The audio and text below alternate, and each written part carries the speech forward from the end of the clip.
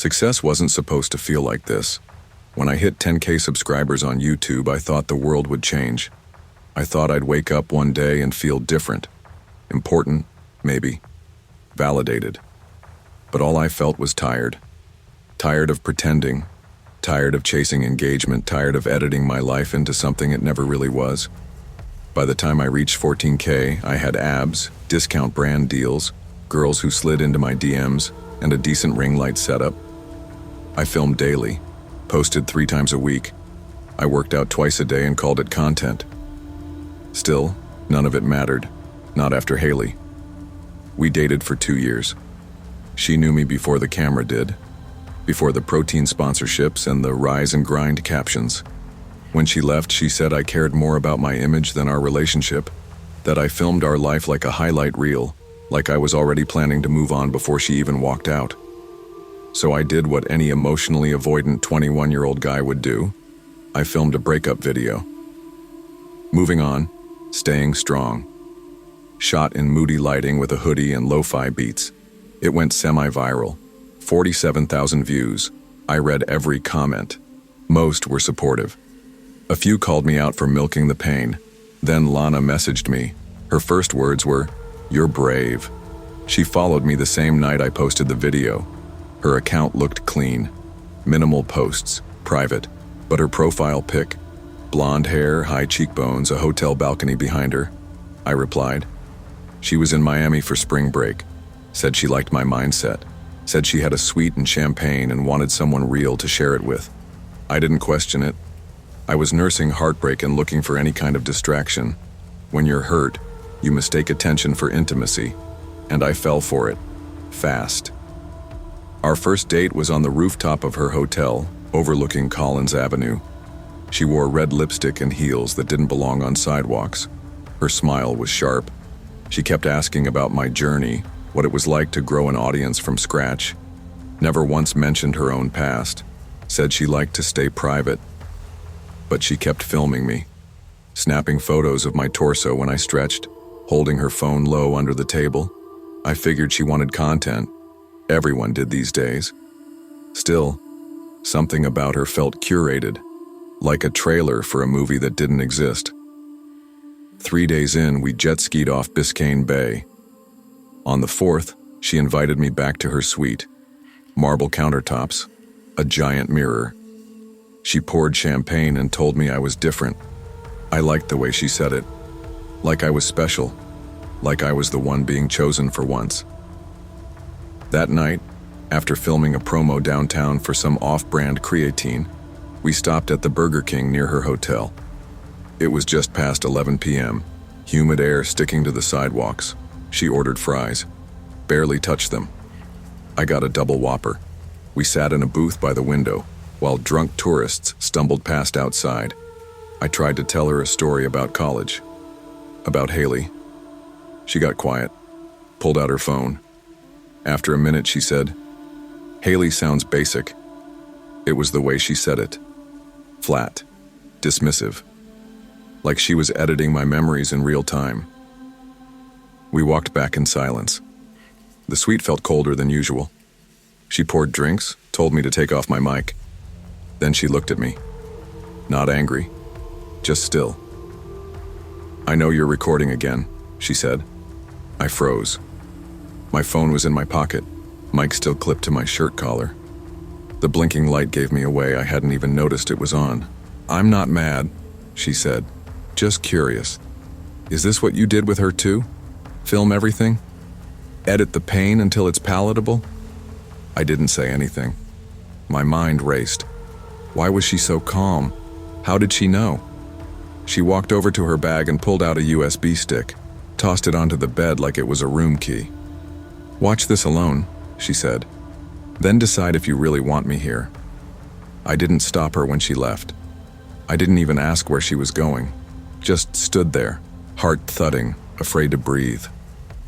I plugged the USB into my laptop. The screen flickered. There were video files, dozens. At first, they looked like old vlog clips. Me walking on campus, picking up coffee, driving, sitting in my room, editing late at night. But the angles were wrong. Off-center, far away, then too close. Someone had been filming me, not just screen recording, watching. One clip showed me and Haley outside our old dorm. I recognized the hoodie I wore. Another showed her getting into my car. I hadn't even posted that day. The timestamp said it was from 2 months ago. That's when the dread really sank in. There was a folder labeled Regret Therapy. Inside were clips of Lana. Same voice, same mannerisms, but the rooms were darker, dingier. She looked thinner. Her hair wasn't styled. She sat on the floor in a bathrobe, whispering to the camera. "He'll come back when she breaks him," she said in one clip, rocking slightly. "I'll give him everything she never could." In another, "He needs someone who gets it, who gets him. She never did. I've always known." My fingers were numb. I couldn't feel the keyboard. Then came the final clip. It was filmed from across the street. Me walking into the Burger King earlier that night. The date stamp was today. 30 minutes ago. I slammed the laptop shut. She never came back. I waited until 3 a.m. The suite stayed empty. Her things were gone. Nothing in the drawers, no shoes by the bed. The minibar was untouched. The robe she always wore, folded and left on the chair, like she'd never been there at all. The concierge said there was no one checked in under her name. The credit card on file? Declined. I told the police, showed them the footage. They took my laptop, said it looked like identity fraud, possibly a long con. Maybe she'd been tracking me for weeks, maybe longer, but they didn't take me seriously. Not really. Not until I showed them the last clip, the one from the Burger King. They sent someone to canvass the area. Never found her. My content slowed down after that. I deleted most of the vlogs with Haley, then the breakup video, then the channel altogether. People asked why I ghosted, why I stopped uploading, why I left LA. I moved back in with my mom for a while, picked up a job at a gym, got quiet, but I still think about Lana, or whoever she was. It's been over a year.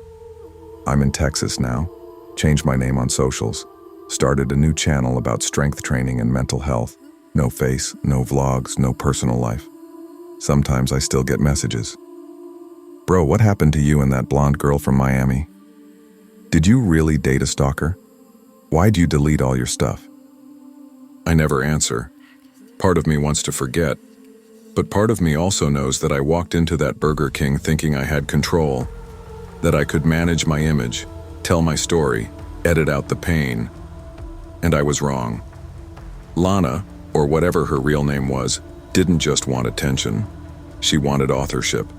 She wanted to write me into her life, the same way I had written others out of mine. She studied me, mimicked the parts she thought I needed, and when that wasn't enough, she twisted the narrative. I haven't seen her since.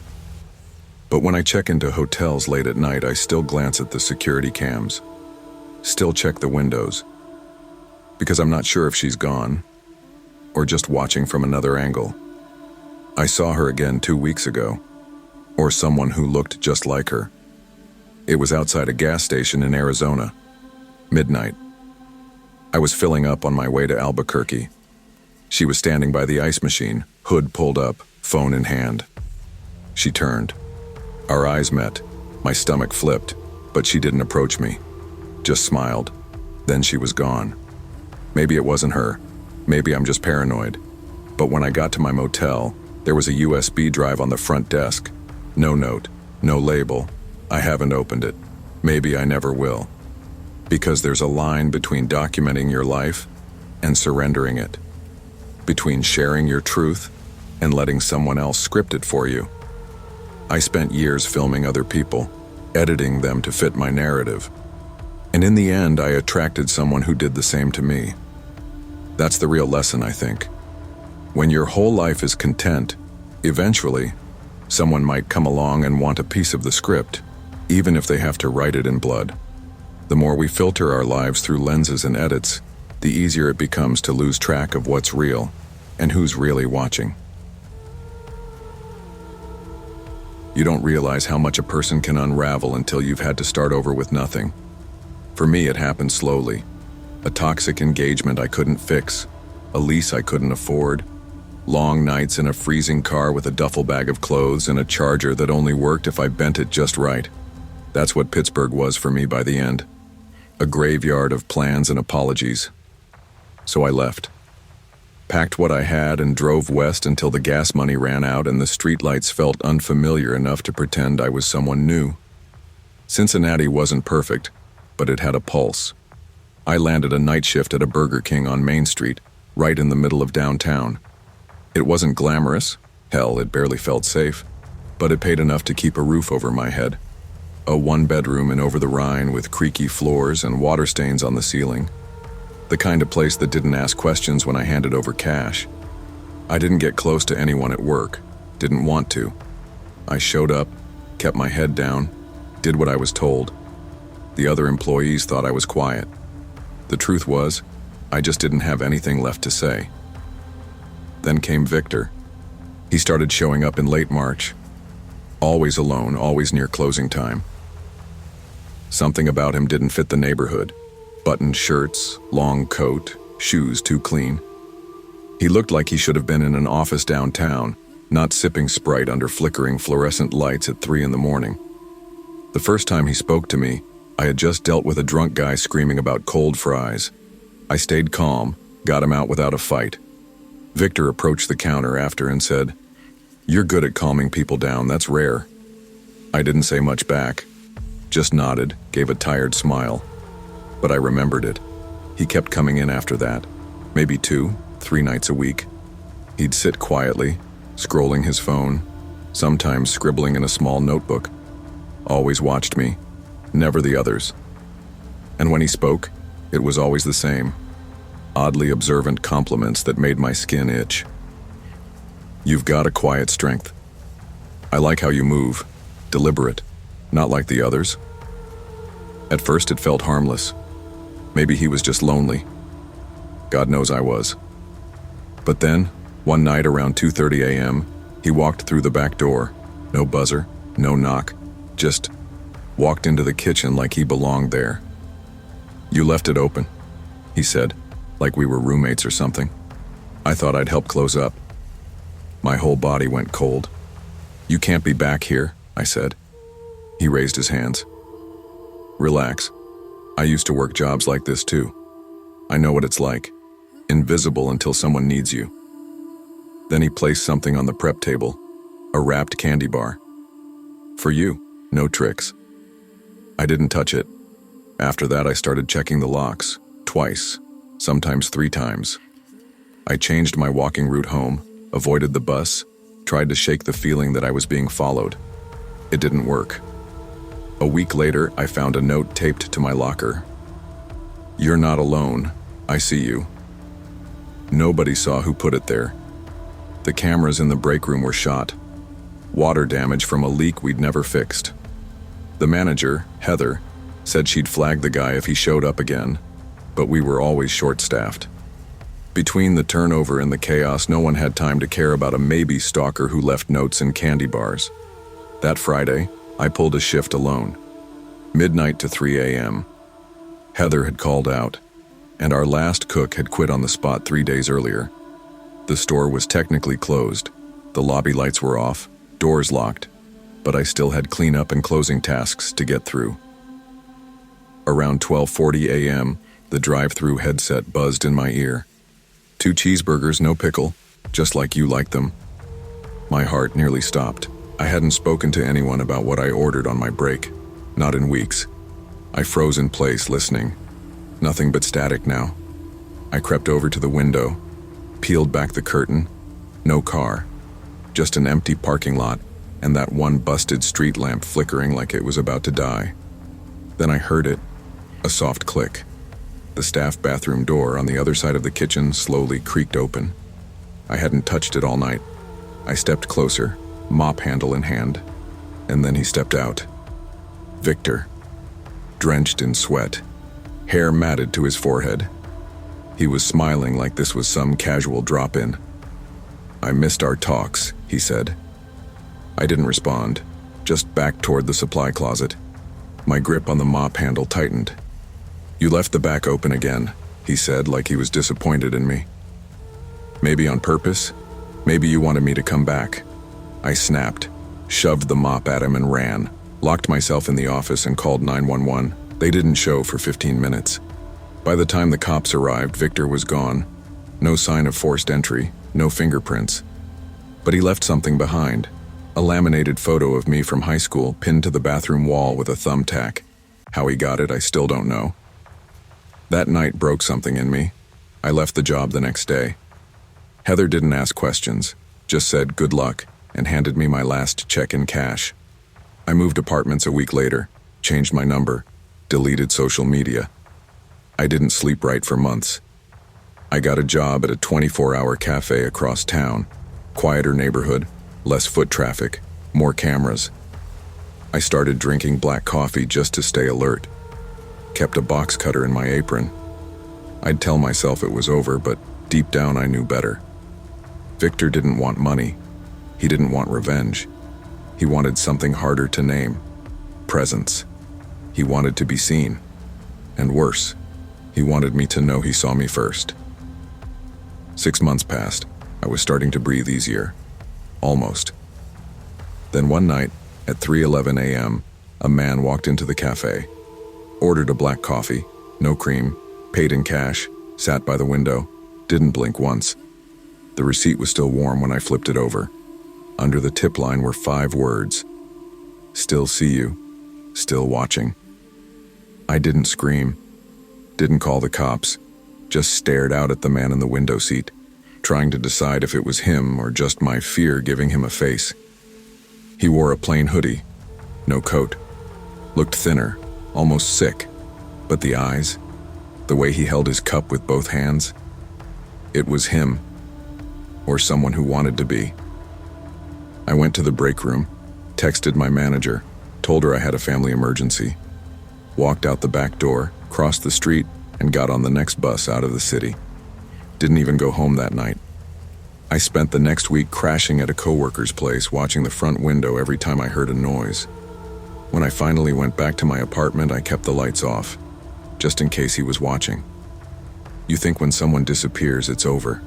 But the worst ones don't want to hurt you once. They want to live inside your life, become part of your decisions, your panic, your silence. I don't know how he found me again. Burner phones leave no trail. Maybe he was never gone. Maybe he watches more people than just me. Or maybe he never really left Pittsburgh and I've been dragging his ghost ever since. I moved again. South this time. Smaller city. No night shifts. No online presence. I work mornings now at a hardware store. The pay's crap, but it's quiet. Honest. I rent a studio above a florist. Smells like lilies all the time. Peaceful. But I still wake up at 3:11 a.m. some nights, like my body knows the hour, like it's bracing. The thing is, I don't tell this story for pity.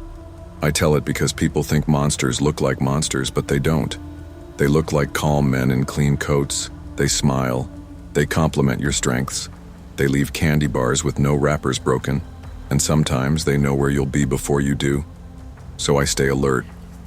I trust my gut now. I trust silence less. And I check the locks 3 times. Because it's not about being scared anymore. It's about knowing what not to ignore. Not every threat announces itself. Sometimes the most dangerous people don't chase you. They wait. Watch. And wear the face of someone who just wants to help. Trust your instincts. Even quiet danger is still danger. I never imagined I'd still be working at Burger King 3 years after my divorce. After we split, I needed a steady place, something right-handed and solid to hold me and my girls together. Temporary. That's what I told myself. But temporary lasted long enough for my older daughter, Ava, to turn 17, and for my younger, Lily, to start looking like an adult, too grown up for my liking. The rent kept climbing, car barely running, and I stayed mostly numb, moving from lobby cleanup to the grease line, trying not to think about what was coming due. Work used to feel mindless, like autopilot for hours. I trained kids who lasted a month. I smiled at customers. I made coffee and hamburgers and listened to the drive-through speaker click open. I focused on the routine so I didn't have to think. No thoughts of bills unpaid, custody schedules, loneliness. That was the deal. I first noticed him one Friday in April. Mr. Beck. He wheeled in just after 2:15 p.m., parked himself at table 5 near the soda station, then ordered 2 Bacon Kings and a Diet Coke. He ate slowly, sitting there for nearly 2 hours, watching the lobby. At first I thought he was lonely. An older man with no social guardrails, meant to be pitied, not feared. He'd say things like, "Nice hair," or, "You remind me of my youngest," but they felt like polite curiosity rather than threat. I handled them the same way I handled everything, a nod and a watered-down smile. 3 weeks in, my chest tightened when he said he'd seen my daughters waiting in the car. I laughed it off. I told Ava to start parking a block away after school. I chalked his attention up to innocent age and habit creeping past boundaries. But beneath my exhaustion, something inside me tensed. By the beginning of summer, he'd started leaving cash tips, large ones, $10, $20 at a time. I left them behind. I told him no, he didn't have to. He frowned when I declined, but he didn't push. Then I found it in the women's restroom. "You should smile more. I liked you better before you got cold." I stared at the note for too long. Wipe the hands clean, wash them off, flush. Manager shrugged. "Creepy guys exist, just don't look at him." I wanted to say the problem was more than creepy. It was invasive. But I was too tired to fight. That's partly why I didn't step in fast enough when he grabbed Mila a week later. I still see it. Him in the bathroom hallway, rolling toward her, a hand on her arm, his face grinning like he owned the place. Mila froze. My throat closed. I pulled him away and yelled. He let go, his face unreadable. That day the police came. He was banned. It should have ended there. But it didn't. 2 days after the police ban, a flood hit the mobile order system. Large orders under his name. Mr. Beck, Flagstaff, 20 burgers, 30 nuggets, 10 fries.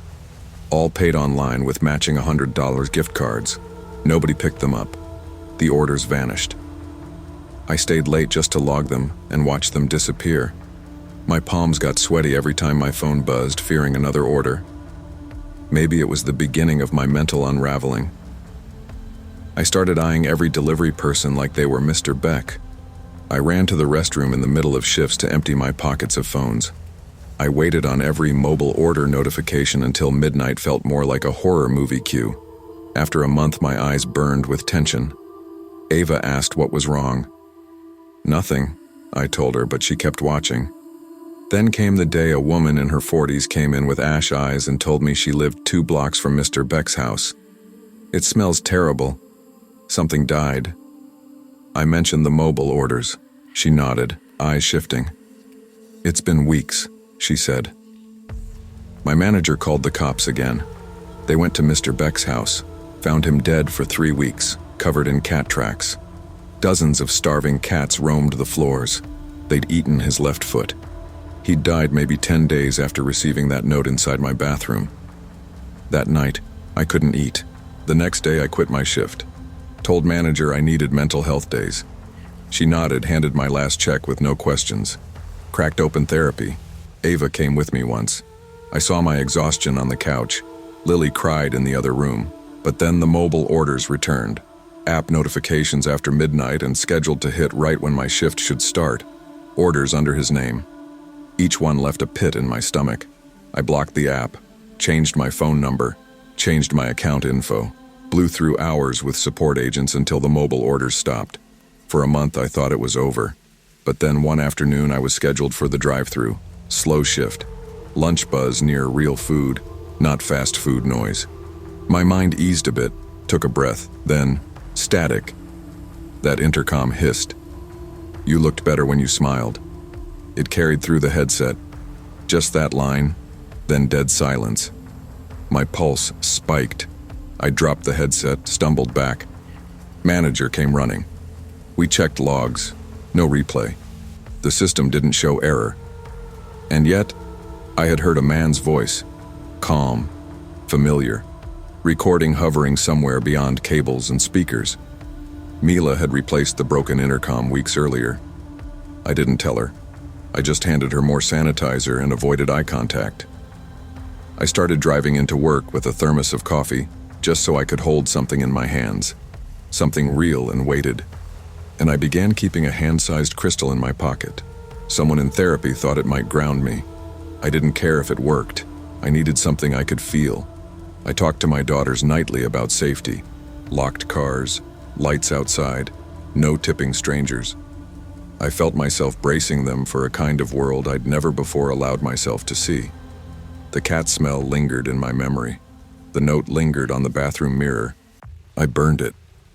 The intercom voice lingered whenever I closed my eyes. I took things slower after quitting Burger King for good. Therapy was helpful, but I still flinched at midday lone customers. I couldn't work overnight anymore. My mind screamed every time a phone buzzed. So I found a 15-hour-a-week receptionist job at a stable dental office. I get home early. Nights are quiet. Rent's higher, but my sleep is solid. I told Ava and Lily our last stop would be here. I want them to remember a life after fear, not living with it. At home I laugh more. Sometimes things get loud and chaotic again. Music, dishes, gossip about crushes. And I'm glad. But there are nights I lie awake, waiting for that intercom voice in the house. When electricity flickers and I swear I hear a phrase in the static, smile more. When I fill out checks, I check my signature line twice. When I pass dark windows, I don't stop. I moved west. It didn't chase me far enough that my own mind stopped shadowing me. I went into therapy expecting to process grief over my divorce. I never expected to rebuild a spine or redefine what safety meant. I still feel cold sometimes, like I'm bracing for a man I've never seen, only felt. A voice without visibility. A person without identity. That's the lesson, I think. One warm afternoon in late September, I was in the car picking Ava up from her soccer practice. I waited in a Starbucks lot before we head home for dinner. I browsed the app mindlessly and nearly dropped the phone when I saw it. A mobile order, scheduled for today at 5:02 p.m., under the name Mr. Beck. My throat tightened, my skin flushed, but I didn't delete it. I stared. 5 minutes later, my phone buzzed with a note. You never smiled again. I pulled the car around, called the cafe, talked to the manager. They pulled cameras. No clues, no car, no person. Just another glitch, someone too intentional. That night, I held my daughters. I checked every window. I flipped the locks at 8 p.m., then again at 9 just twice. Felt a sort of calm rebuilding. Julia Cameron once said, "The mind is that safe house." I wish I remembered who said guard it well, because I think I finally understand that. You cannot outrun someone who lives in your head, and you cannot heal without learning to stay present in your own life, unafraid to smile again. True safety isn't just about locking doors, it's about reclaiming the parts of yourself fear stole. You don't heal by hiding. You heal by living in the light and trusting yourself to smile again, even when the shadows still whisper. I used to believe that escape meant freedom. When I left Derek, I thought Spokane's outskirts would feel like safety. The cheap apartment, evening shifts at Burger King, and the constant hum of fryers would be enough to drown out fear. Instead, it all became background noise. Fries, faded linoleum, and the same rhythm of life I'd sworn I'd fled. Mason was 6, bright and curious. My world revolved around him, picking him up from school, helping with homework after closing time, and tucking him into bed before heading back to the restaurant or washing dishes until midnight. I didn't have time to unpack what we'd left behind. Exhaustion silenced the pain. Ken moved in next door shortly after I arrived. Retired mechanic, soda can in hand, porch light on as the rest of the complex darkened. He was polite, maybe overly so. He asked about my day, watched me carry groceries, held the door until I'd unlocked it. I said thank you. I let my guard down because I felt safe.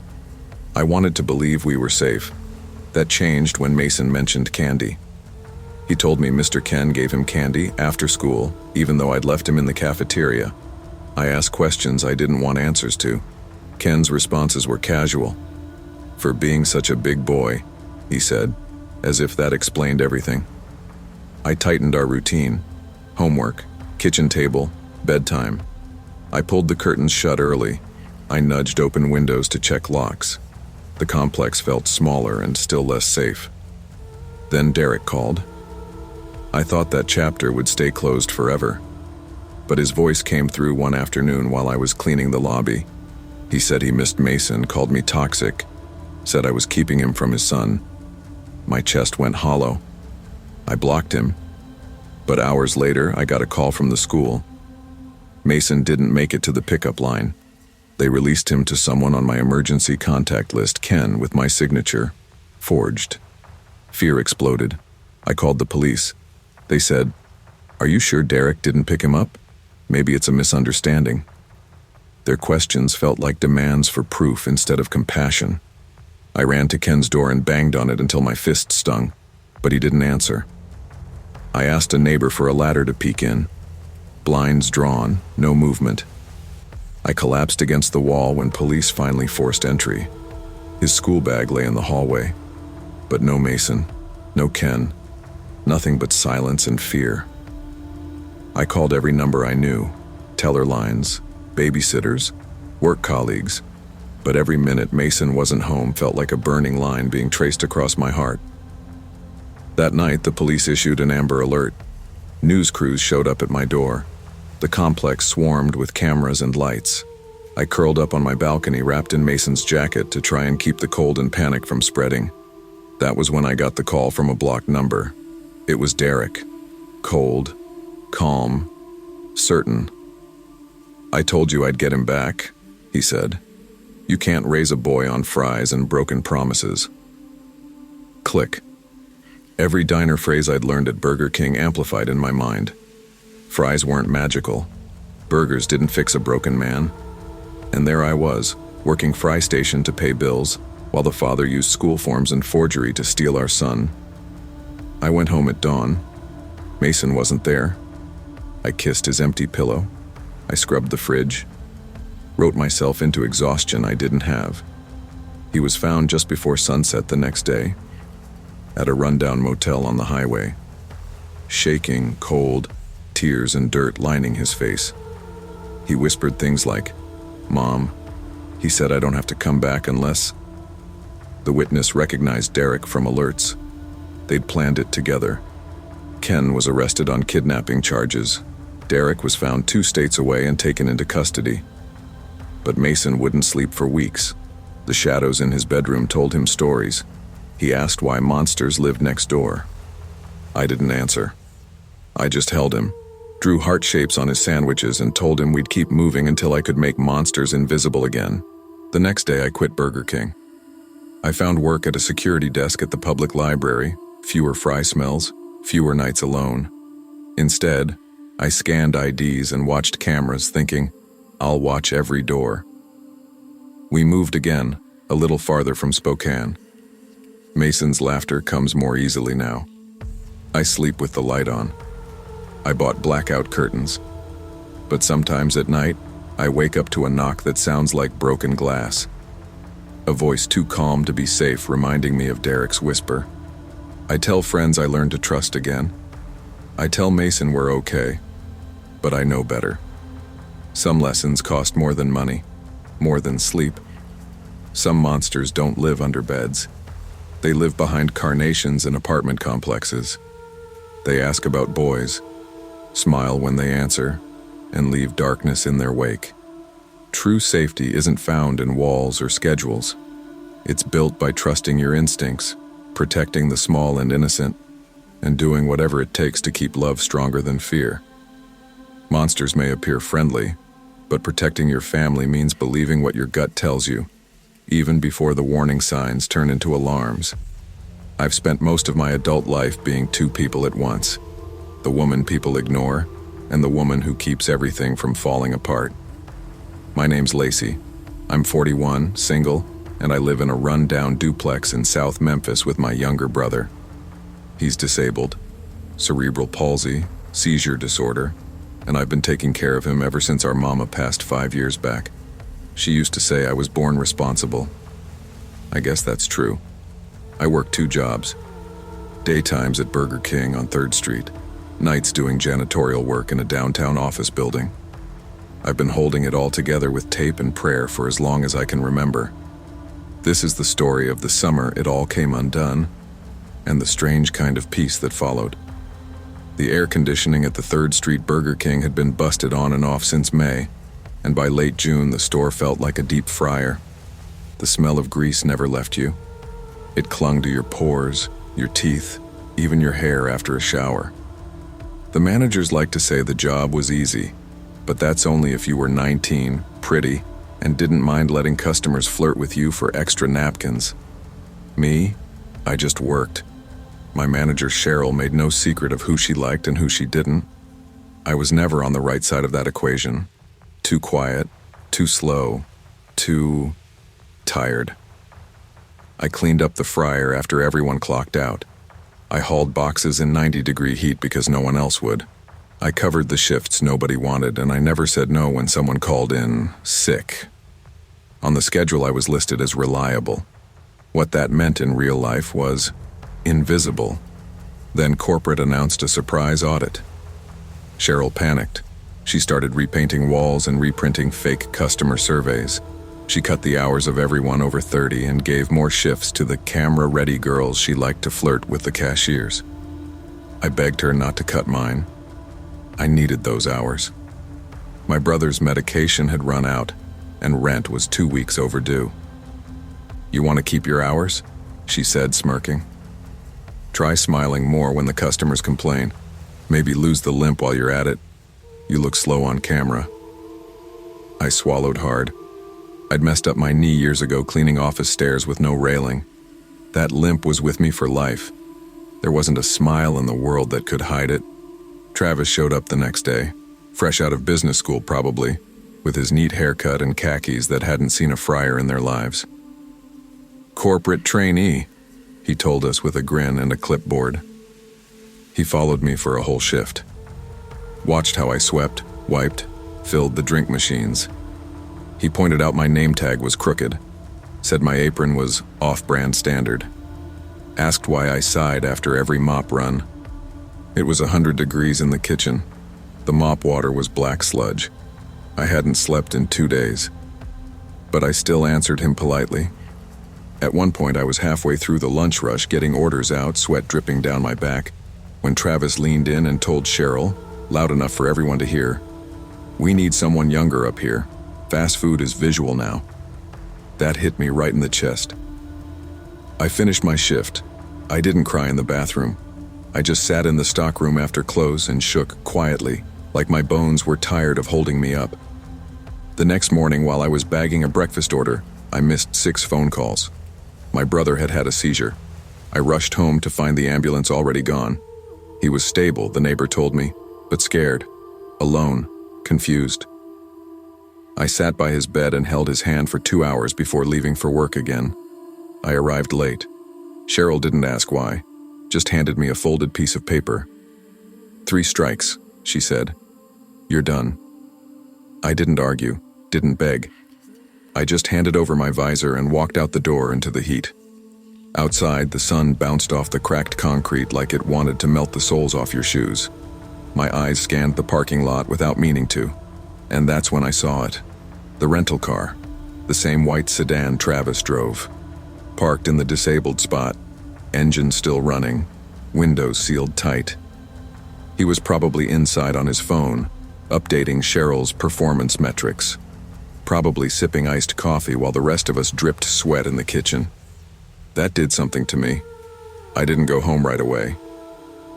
I walked across the street to the payday loan office.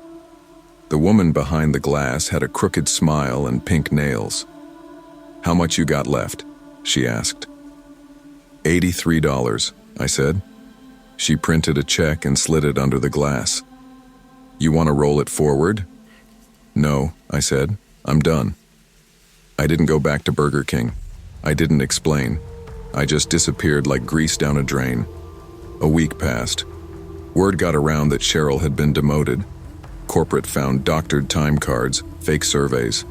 A cashier who'd quit months earlier filed a report that Travis had made inappropriate remarks during training. He was reassigned to a new region. Quietly, of course, they never admit these things out loud. I heard about it from a friend who still worked there. She asked if I wanted to come back. Said things were different now. I told her thanks, but no. What I didn't tell her was I already had another job. Not glamorous, not something you brag about, but it paid cash, and I didn't answer to anyone with a clipboard. I cleaned the bathrooms at the city bus station 3 nights a week. Wore a janitor's jumpsuit and headphones. Hummed while I worked. It's funny. When you stop caring what people think, you start breathing easier. A young cashier at Burger King, one of the new hires, said she saw me once in the bus station bathroom. She was cleaning the sinks, had headphones on, didn't even look up, just humming like she didn't have a care in the world. They asked if I seemed upset, broken even. She shook her head. No, she looked like someone who finally stopped pretending. And she was right. I don't walk with pride, not exactly, but I walk lighter now. I still limp, sure, but I don't apologize for it anymore. I take care of my brother, pay our bills on time, and when I clean, I do it my way, with music in my ears and no manager watching over my shoulder. There's a quiet kind of strength in knowing your worth, even when no one else sees it. The world may not clap for you, may not even notice when you walk away, but sometimes the most powerful thing you can do is just leave. Not with a bang, just with your head high and your heart intact. Don't wait for anyone to make it better.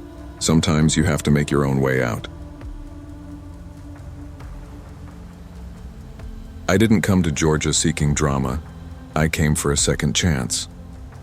After I finally escaped the chaos of my roommate in Florida, the mental abuse, late-night yelling, slammed doors, I loaded up what little I owned and drove until I found something quieter. Savannah wasn't quiet exactly, but the name felt soft enough to breathe into. I found a small sublet above a dry cleaner and a job that asked no questions, an evening shift at the Burger King on Abercorn Street. Working there was like doing a dance in autopilot. I'd clock in, count the drawer, take orders, mop floors, close up, and disappear into the dark before traffic had even picked up. I became good at being invisible. No phone number given, no questions asked, no friendships made. When they asked where I was from, I said I moved here recently. No details. I didn't need people. I just needed rent paid. For 2 months it stayed routine. Rainy nights, broken ice machines, slow lulls between the lunch and dinner rush. I got to know the regulars, the tired shift workers, couples grabbing a quick meal, parents too exhausted to cook. Nothing made me uneasy. Nothing seemed worth noticing. Until one Tuesday at 8:30 p.m., when I clocked in on a night drenched in rain and leftover humidity. Sheeted water hit the windows, tossed the drive-through sign like a flag, and made everything inside feel soggy. That's when the brown pickup pulled in. He ordered a single cheeseburger and a Coke. No fries, no upcharge. When he pulled up, I slid open the window and handed him his food. He smiled too long, like he was holding the moment instead of letting it pass. Then he said, "You got the kind of face people remember." Thanks. I tried to be polite. Too polite. I handed him a $5 bill and took the change without looking in his direction. I shut the window and started restocking napkins. 10 minutes later, the truck was back through the drive-thru. Mist heavy in the air, water streaming off the menu board. He said something about too much ice, so I made a fresh drink. I set it in the tray and slapped the window shut before he could linger. "Hey," his voice came over the headset. "You close soon, right? I could wait in the lot. Walk you to your car." This time I hesitated. I said nothing, just gave the tight-lipped smile that usually worked, but he kept talking.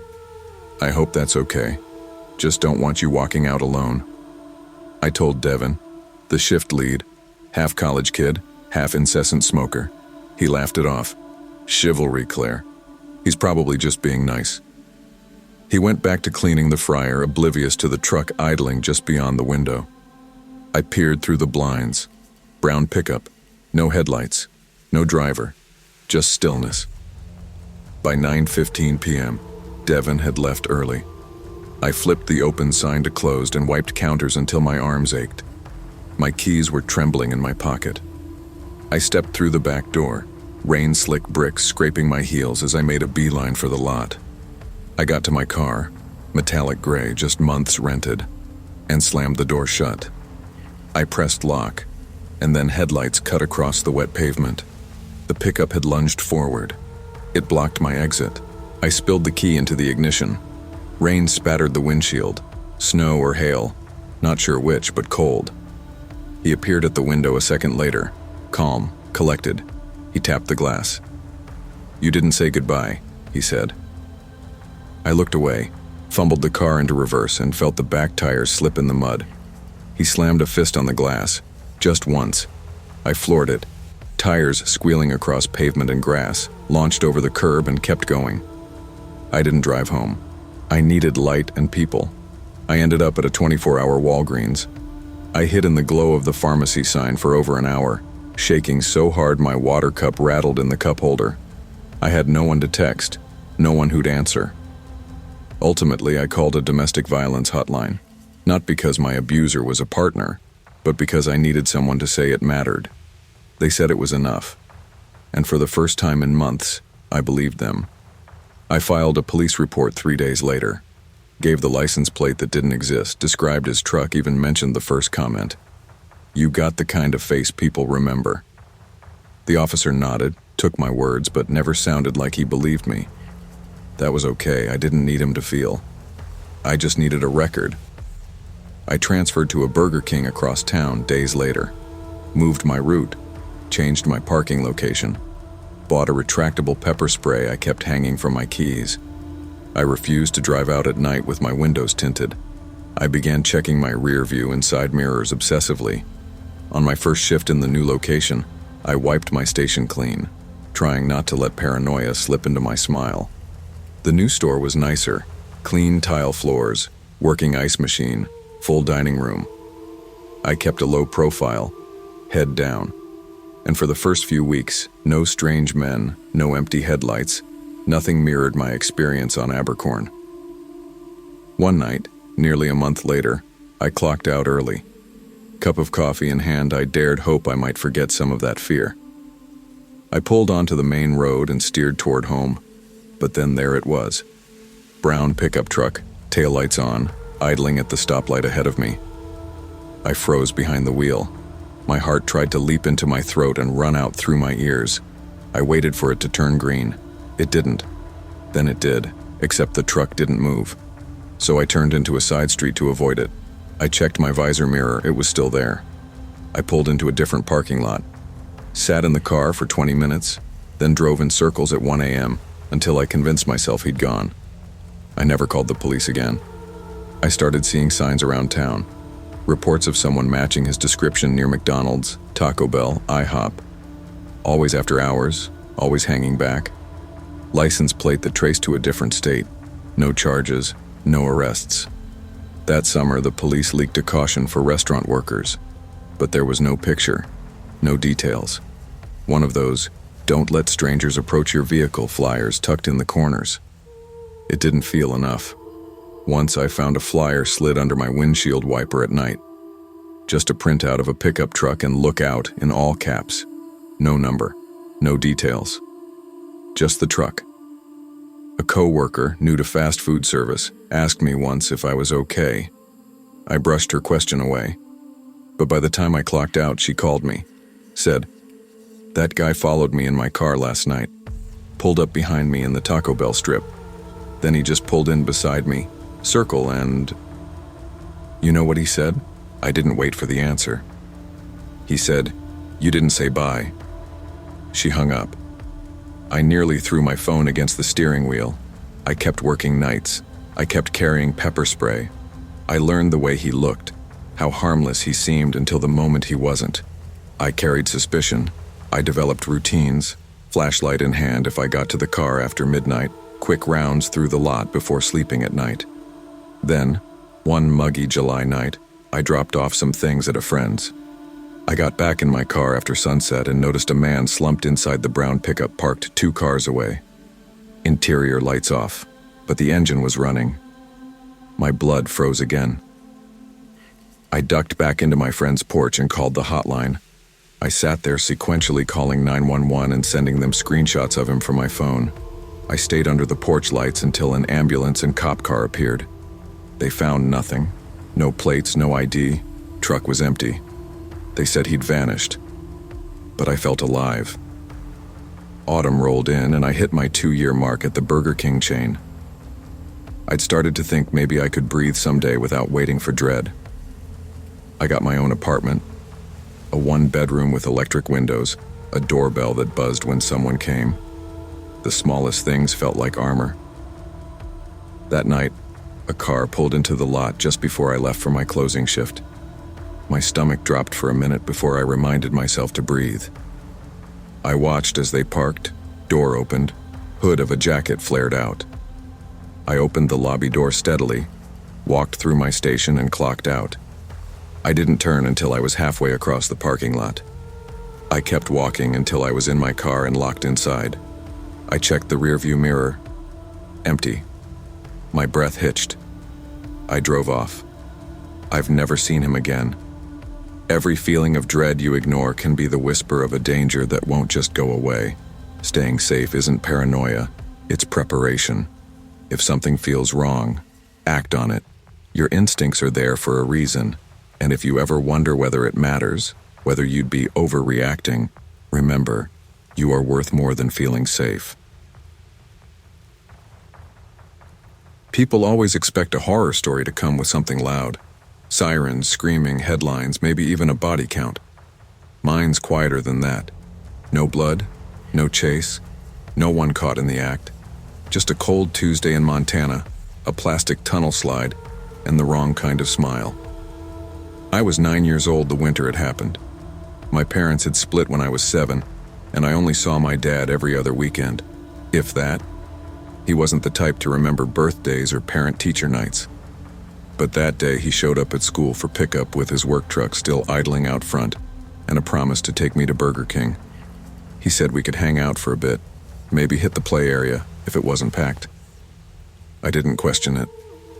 At that age, any time with your dad feels important, even if he's half distracted and checking football scores while you're trying to tell him how you got a B+ on your science quiz.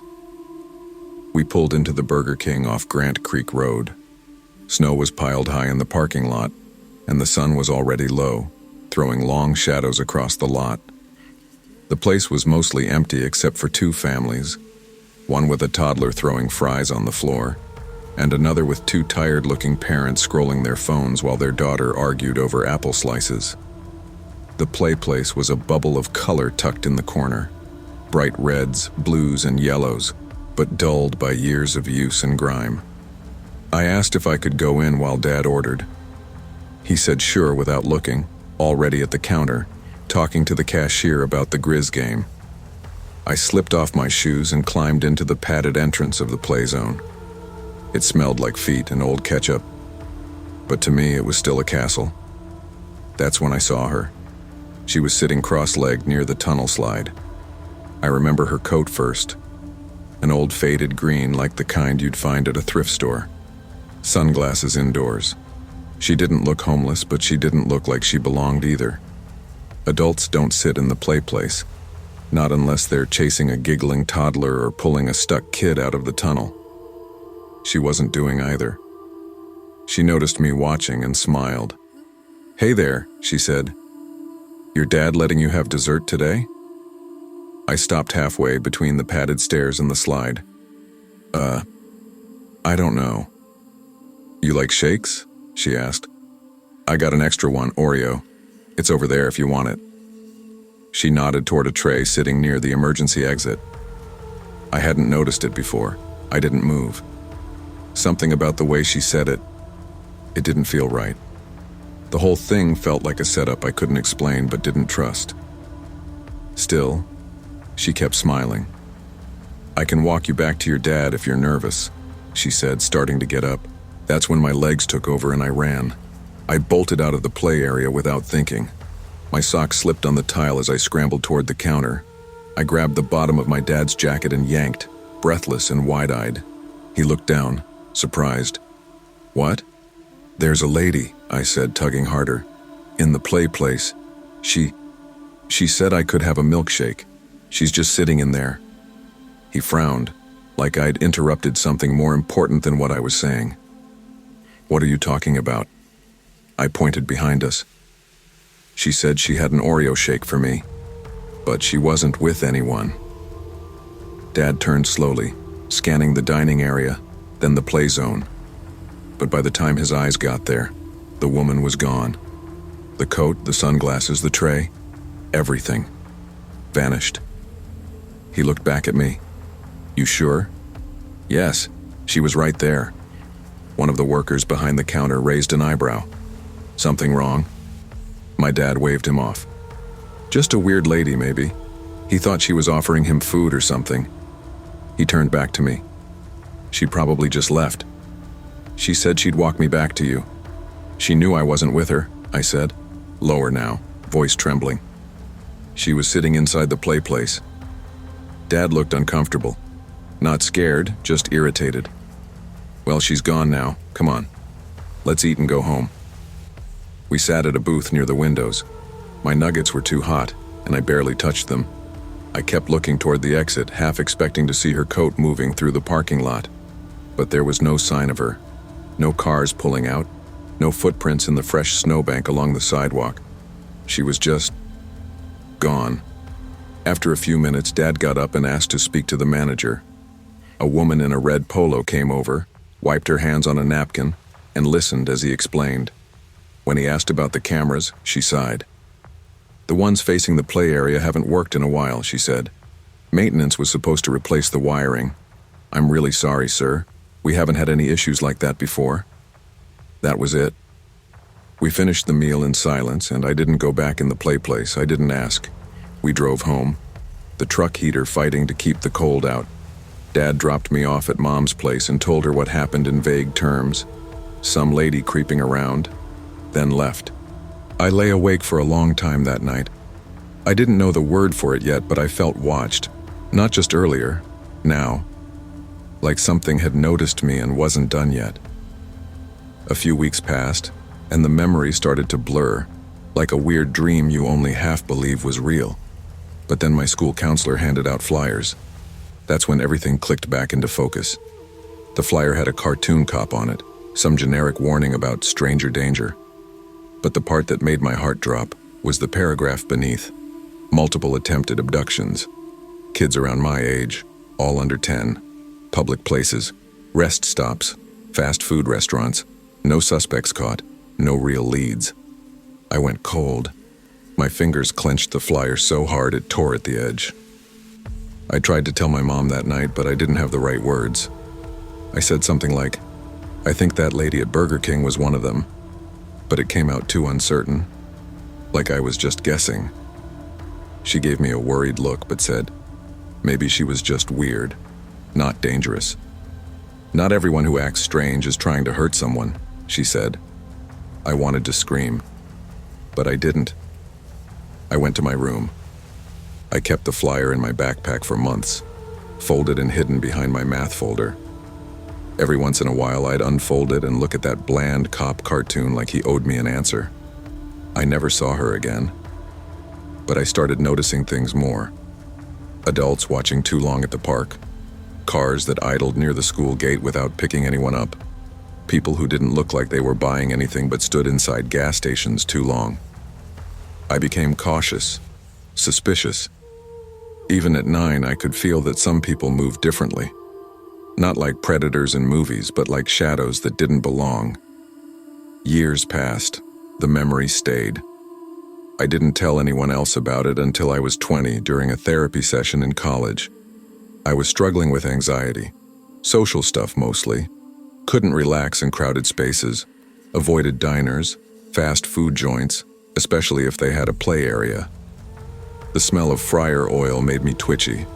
My therapist said trauma could root itself in small moments, things that don't seem big at the time but carry weight because of what could have happened, the what-ifs. I told her the full story, for the first time. Her face didn't change, but she asked me something that stuck with me.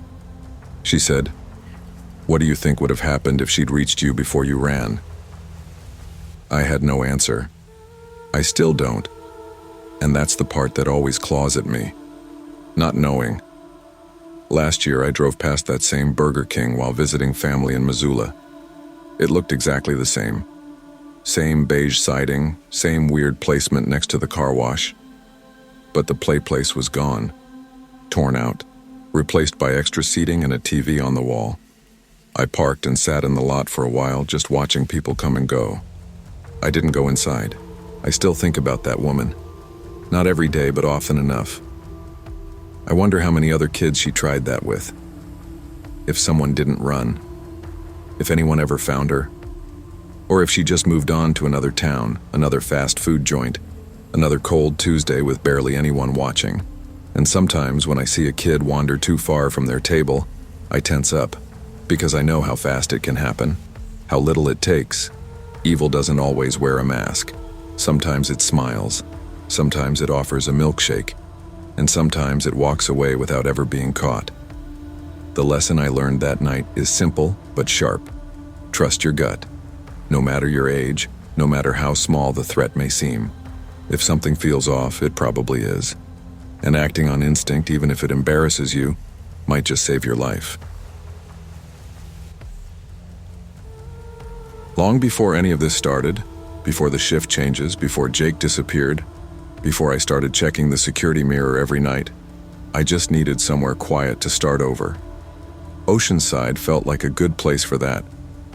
It wasn't glamorous, but it had enough sun and salt in the air to scrub out the parts of me that still ached from the breakup. I was 24, sleeping on a futon in my aunt's spare room, with 2 duffel bags and a heart that still flinched at the sight of my ex's hoodie. I didn't have a plan, but I needed a paycheck, so I applied at the Burger King across from the surf shop. It was walking distance from the house, and always hiring. No resume needed. Just a pulse and willingness to fry potatoes until midnight. The first few weeks were a blur of grease, short tempers, and customers who thought extra ranch meant I owed them my soul. I kept my head down, took the late shifts, and tried to stay invisible. Then Jake got hired. He was a couple years older than me, tan from the beach, all slouched shoulders and easy smiles.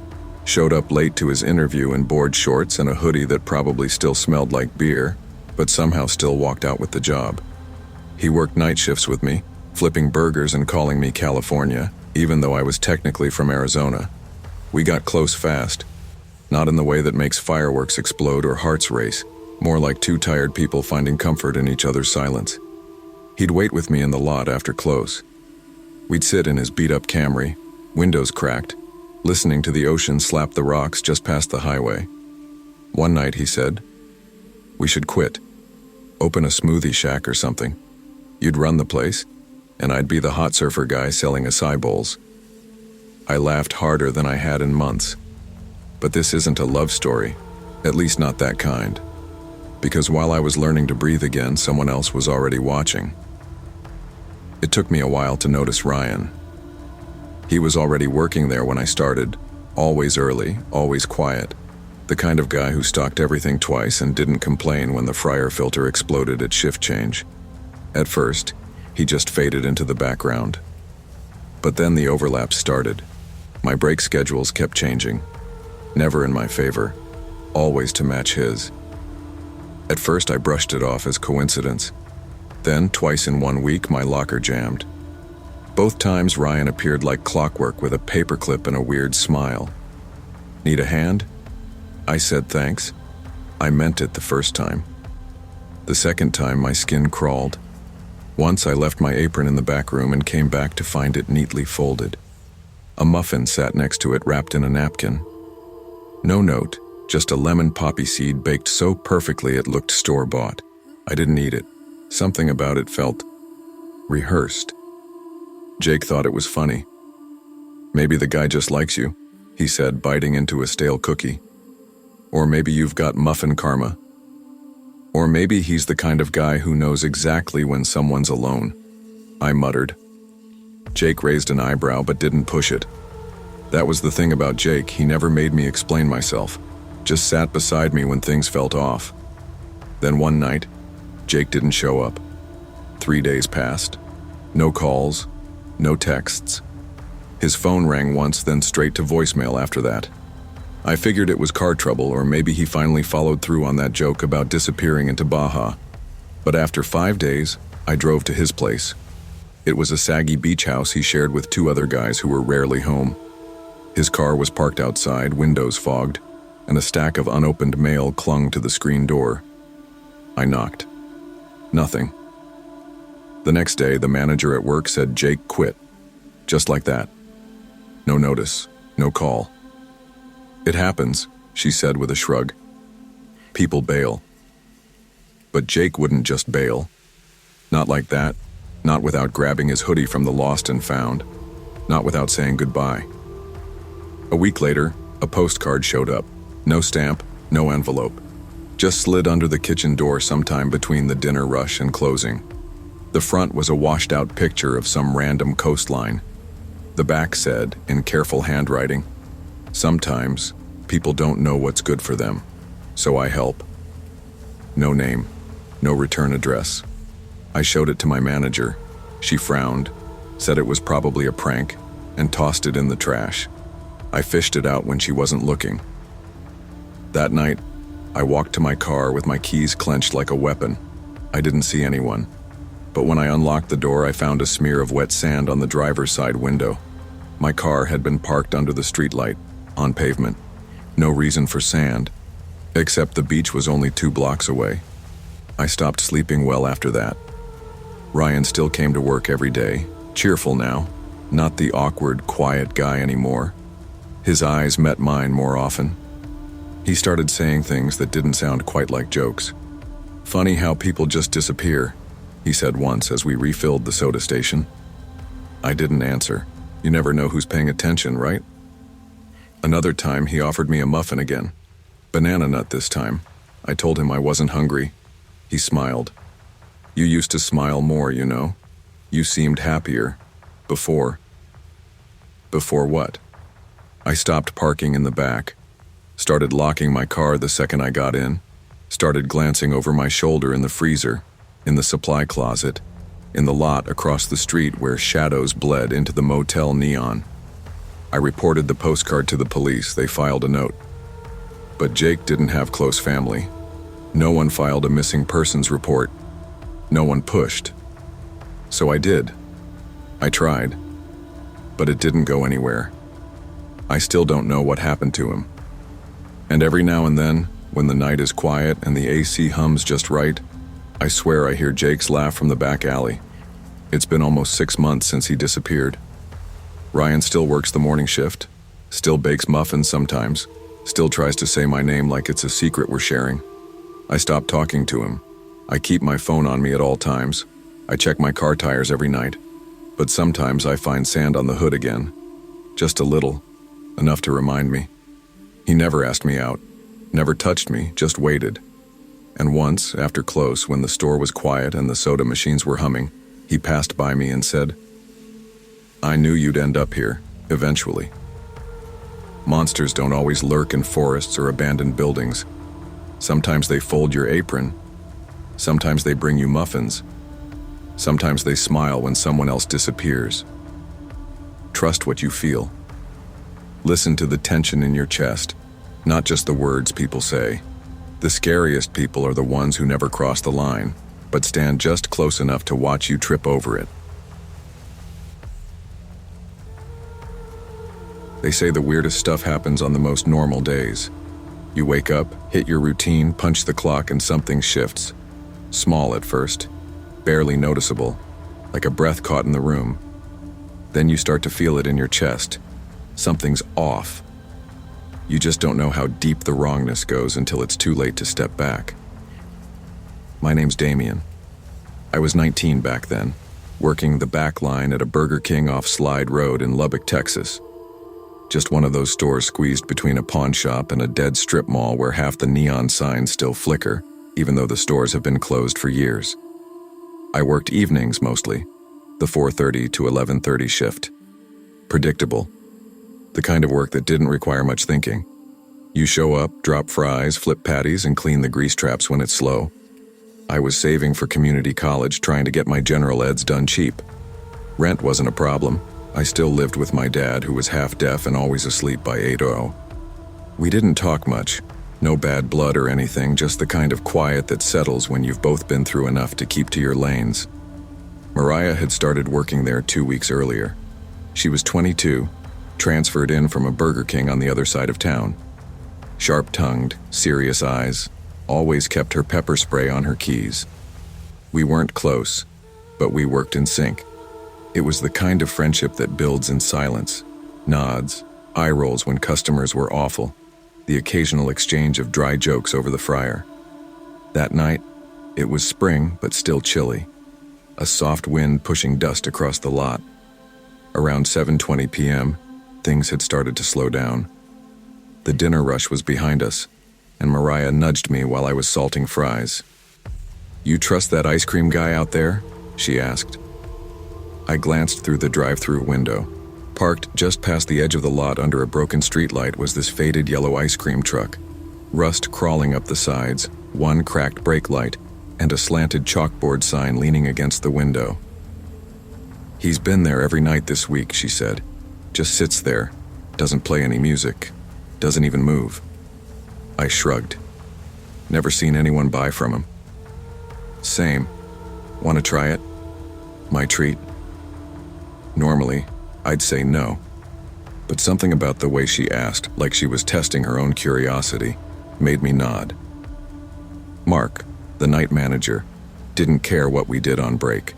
As long as we were back before a customer complained, we could take 10. We stepped out the side door and crossed the lot. Up close, the truck looked worse. Dull paint, wheels black with grime. The guy inside had a hoodie on, face mostly shadowed, wiry gray stubble on his chin. He didn't say a word, just pointed to the board. Vanilla swirl, strawberry push pop, something called Blue Moon written in shaky block letters. Mariah ordered vanilla. The man moved slow, like every motion took effort. He handed over a paper cup of swirl with a wooden spoon. No smile, no have a nice day. Just stared. We turned to walk, but then he reached out and gripped her wrist. Not hard, not yanking, but wrong. Like he wasn't touching her so much as marking her. "You shouldn't waste your looks in that grease box," he said, voice like gravel washed with syrup. Mariah stiffened. She didn't speak. I stepped in between them. "Let her go," I said. The man looked at me, no blink, just that blank stare, then a smile, crooked, almost amused. "No one likes nosy boys," he said, and released her. We walked back fast. Mariah tossed the cup in the trash before we hit the back door. "Screw that," she muttered. We didn't tell Mark. It was too weird to explain. And honestly, we didn't know how scared we should be. Not yet. The weird energy didn't leave. If anything, it settled into the store like smoke. Invisible, but thick. You could feel it. I tried to brush it off as just nerves, but even the buzz of the fryer felt more jagged.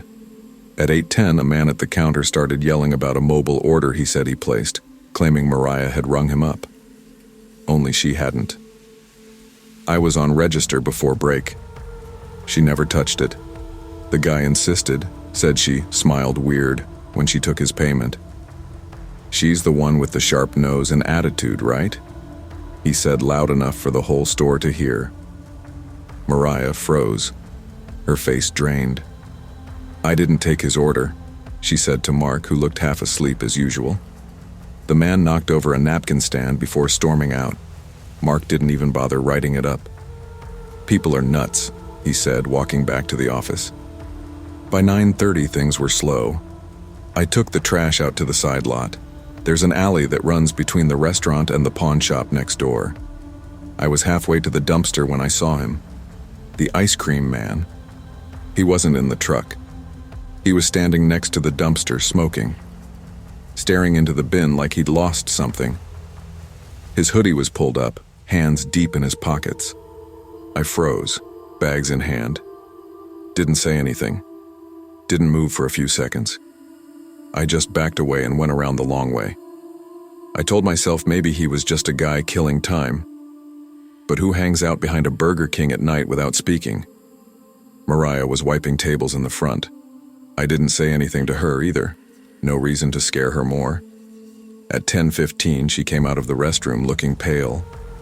"My bag's been opened," she said. "I think my keys are gone." I asked if she dropped them earlier, but she shook her head. Her backpack had been zipped when we went outside.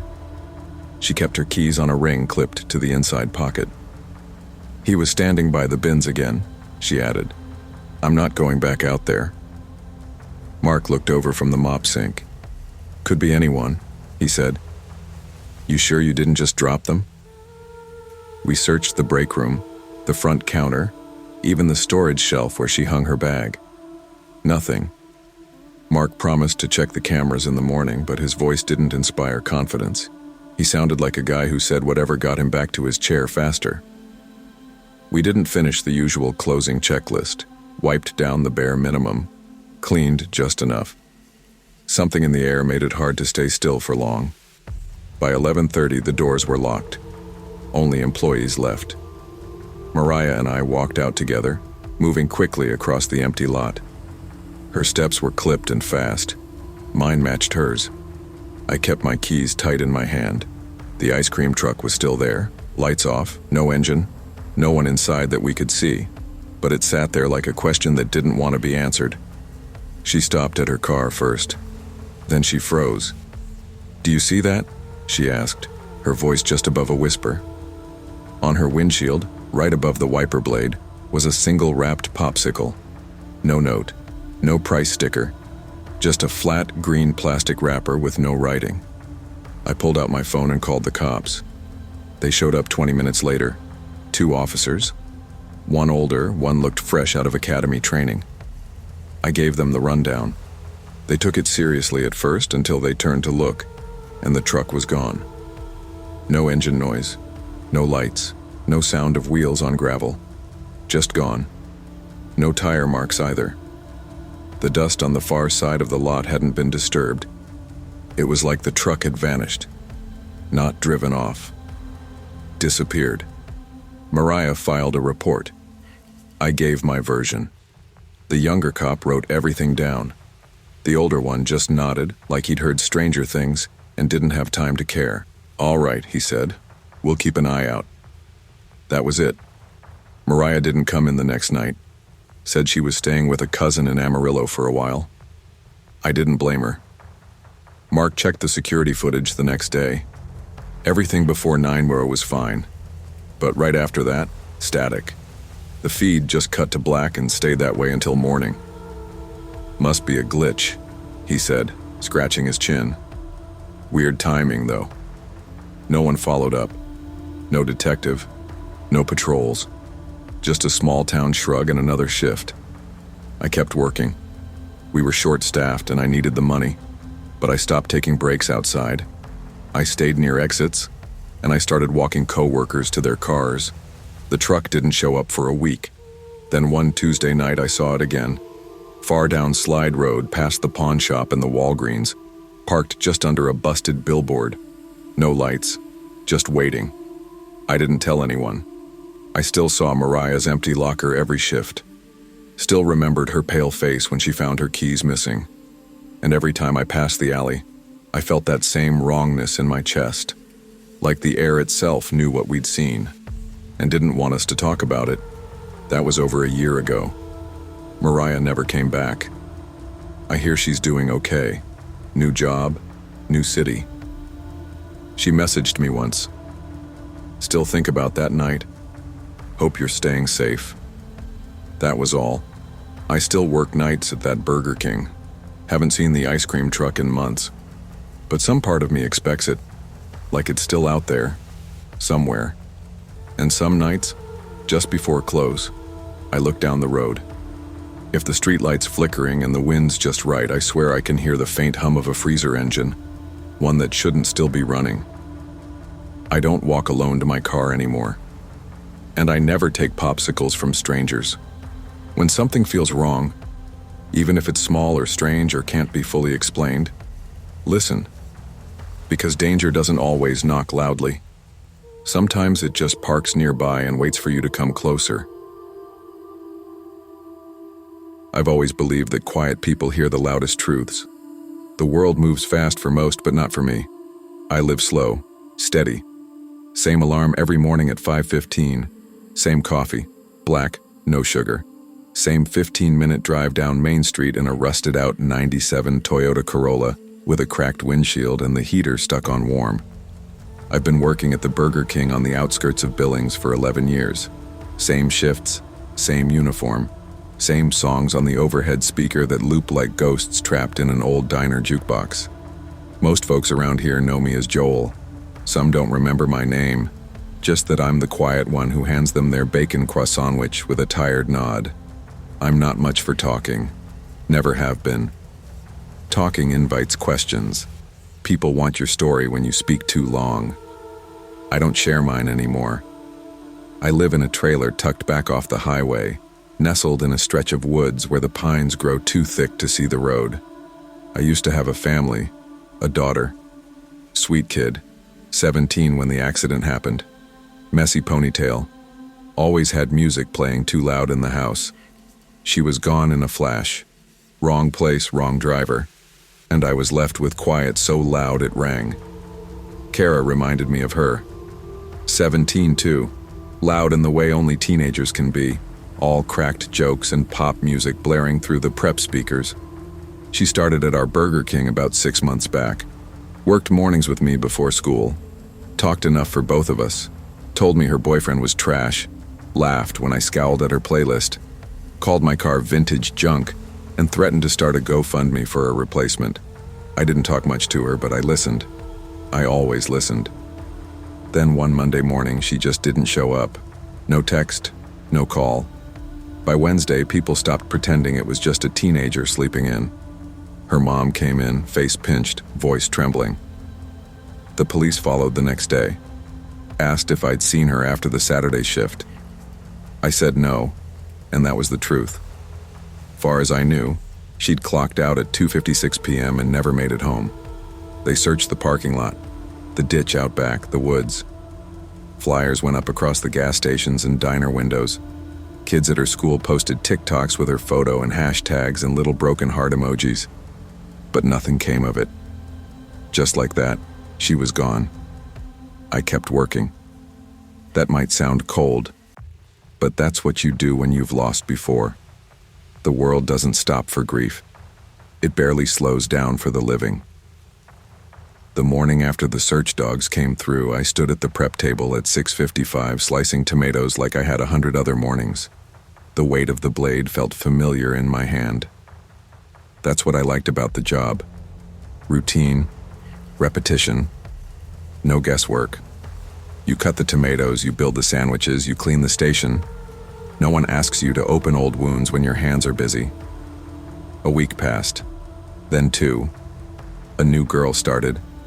Emma, I think her name was. Nervous thing, barely 18, kept fumbling with the soda machine and burning her fingers on the fry basket. She didn't talk much, which suited me fine. But every time she glanced toward the walk-in freezer, she'd flinch like something might be waiting for her on the other side of the door. People forget things quickly. Attention drifts. The cops had stopped coming around. Kara's picture still hung by the drive-through window, but it was curling at the edges. A little dust in the corners. She was fading from the place in the same quiet way she'd disappeared from town. Until that morning. It was a Tuesday. Cold enough that the window frost hadn't melted by opening. I came in early as always. The lights in the back hadn't been turned on yet, so the kitchen was mostly shadow. Just me and the hum of the freezer compressor. I went to pin up the prep list like I did every day. That's when I saw it. A photo. Taped to the employee corkboard, not with the other flyers and safety checklists, but alone. crooked, like someone had stuck it there in a hurry. It was a picture of Kara, not one I'd seen before. She wasn't smiling. She looked scared, eyes mid-blink like she'd been caught off guard. It was grainy, like it had been taken through glass or from a distance, and scrawled underneath in black ink like it had been carved in a rush. Still here. I just stood there, didn't speak, didn't breathe. Because behind her, in that photo's background, I saw something I couldn't explain away. The wood grain paneling, the faded wallpaper peeling near the floor. It was my daughter's old room, in my trailer. I hadn't stepped into that room in over 4 years. After my daughter died, I locked it, just turned the key and left it. Couldn't bring myself to box anything up or change the sheets. Couldn't stand to smell her shampoo on the pillow or see the dent in the comforter where she used to sleep curled up like a cat. But now I was looking at that room through Kara's eyes. I didn't say anything to the manager, didn't pull anyone aside. I just finished my shift like always. I made the coffee. I cleaned the restrooms. I wiped down the counter and bagged the fryer grease and smiled like nothing had shattered under the surface. Then I went home. I stood outside that locked door for a long time, maybe an hour. My hands shook. The key felt like it weighed 100 pounds. But finally I opened it. The smell hit me first. Dust, old fabric, a faint trace of something sweet and sour. The room was just as I'd left it. Bed unmade, posters on the wall, a cracked phone case on the dresser. Nothing looked touched, but the air didn't feel right. It felt used, like someone had been breathing in it who shouldn't. I walked in slow, scanning every corner. Then I opened the closet. Empty, except for an old shoebox with her school notebooks and a broken digital camera. But underneath that shoebox, pressed flat against the carpet, was a strip of duct tape. Still stuck down, still sticky, like something had been taped there recently. I backed out of the room, shut the door, and didn't open it again. The next morning, I called in sick. First time in 11 years. I didn't explain, just said I wasn't coming in. No one asked questions. I never saw the photo again. When I went back later that week just to see if anyone else had said anything, it was gone. Not thrown out, not removed by the manager. Just gone like it had never been there, like I imagined it. The corkboard was filled with the same old employee of the month printouts and oil change coupons. Kara's picture by the window was gone too. People forgot. That's the truth of it. Emma worked mornings now with some new guy named Derek. I overheard her laughing one day. It made my skin crawl. The world had moved on, but I hadn't. I quit that day. Didn't pack a locker. Didn't take the check. Just left. I'd see the store lights flickering from the road sometimes when I drove by late at night. It still opened every morning. The same customers still rolled through with their coffee orders and hash browns. But no one talked about Kara. And no one touched the tomato slicer. I know because I left it clean on the prep counter the day I walked out. No one put it back in the drawer. And it was still warm. Some nights I sit on the trailer steps and look out at the trees. Leaves rustle, birds call, and sometimes a branch cracks in the wrong direction. I never found proof of what happened. The cops didn't believe me. There wasn't enough to make them try. But I know. I don't know who took the picture. I don't know how or why that room appeared behind her. But I know the photo was real, and that room wasn't empty. It still isn't. I moved out 3 months later, left the trailer, couldn't sleep there anymore. Now I keep to myself deeper in town. I don't work mornings. I don't cut tomatoes. I don't open locked doors anymore. The world still moves fast, but I don't. I learned that some silences don't mean peace. Sometimes silence means something is waiting, and it already knows your name. Even the quietest places can carry dark echoes. Trust your instincts. Question the familiar. And never ignore the things that vanish quietly, because they may still be closer than you think. People don't talk about what happens after you screw up. Not just the big screw-ups, the ones that get your face in the system, but the little ones that come after. The ones that happen when you're trying to make things right, but the world already decided you're not worth the shot. I was 27, with a record that didn't match the man I was trying to be. 1 DUI, 1 bar fight, and a 6-month probation was all it took to erase years of clean time, honest jobs, and the letters of recommendation that never got read. My mom went to jail for possession last spring. That left me and my little brother Jamie with 2 options: sink or swim. I chose to swim, even if it meant mopping tile floors at 6 a.m. for people who called me boss man like it was a joke. The Burger King on Court Street wasn't glamorous. Peoria's early morning crowd mostly meant construction workers, hungover third-shift guys, and the occasional nurse grabbing a croissant-wich on her way to St. Francis. But it was steady work. I was full-time, team lead on paper. That meant I kept the grill running, counted cash drawers, and answered to a manager who didn't know what half the buttons on the fryer did. Her name was Amanda, and she talked like she ran a Fortune 500 company, even though she got the job because her cousin worked for the district supervisor. Still, I showed up, clocked in on time, picked up extra shifts, covered for kids who wanted prom weekends and smoke breaks.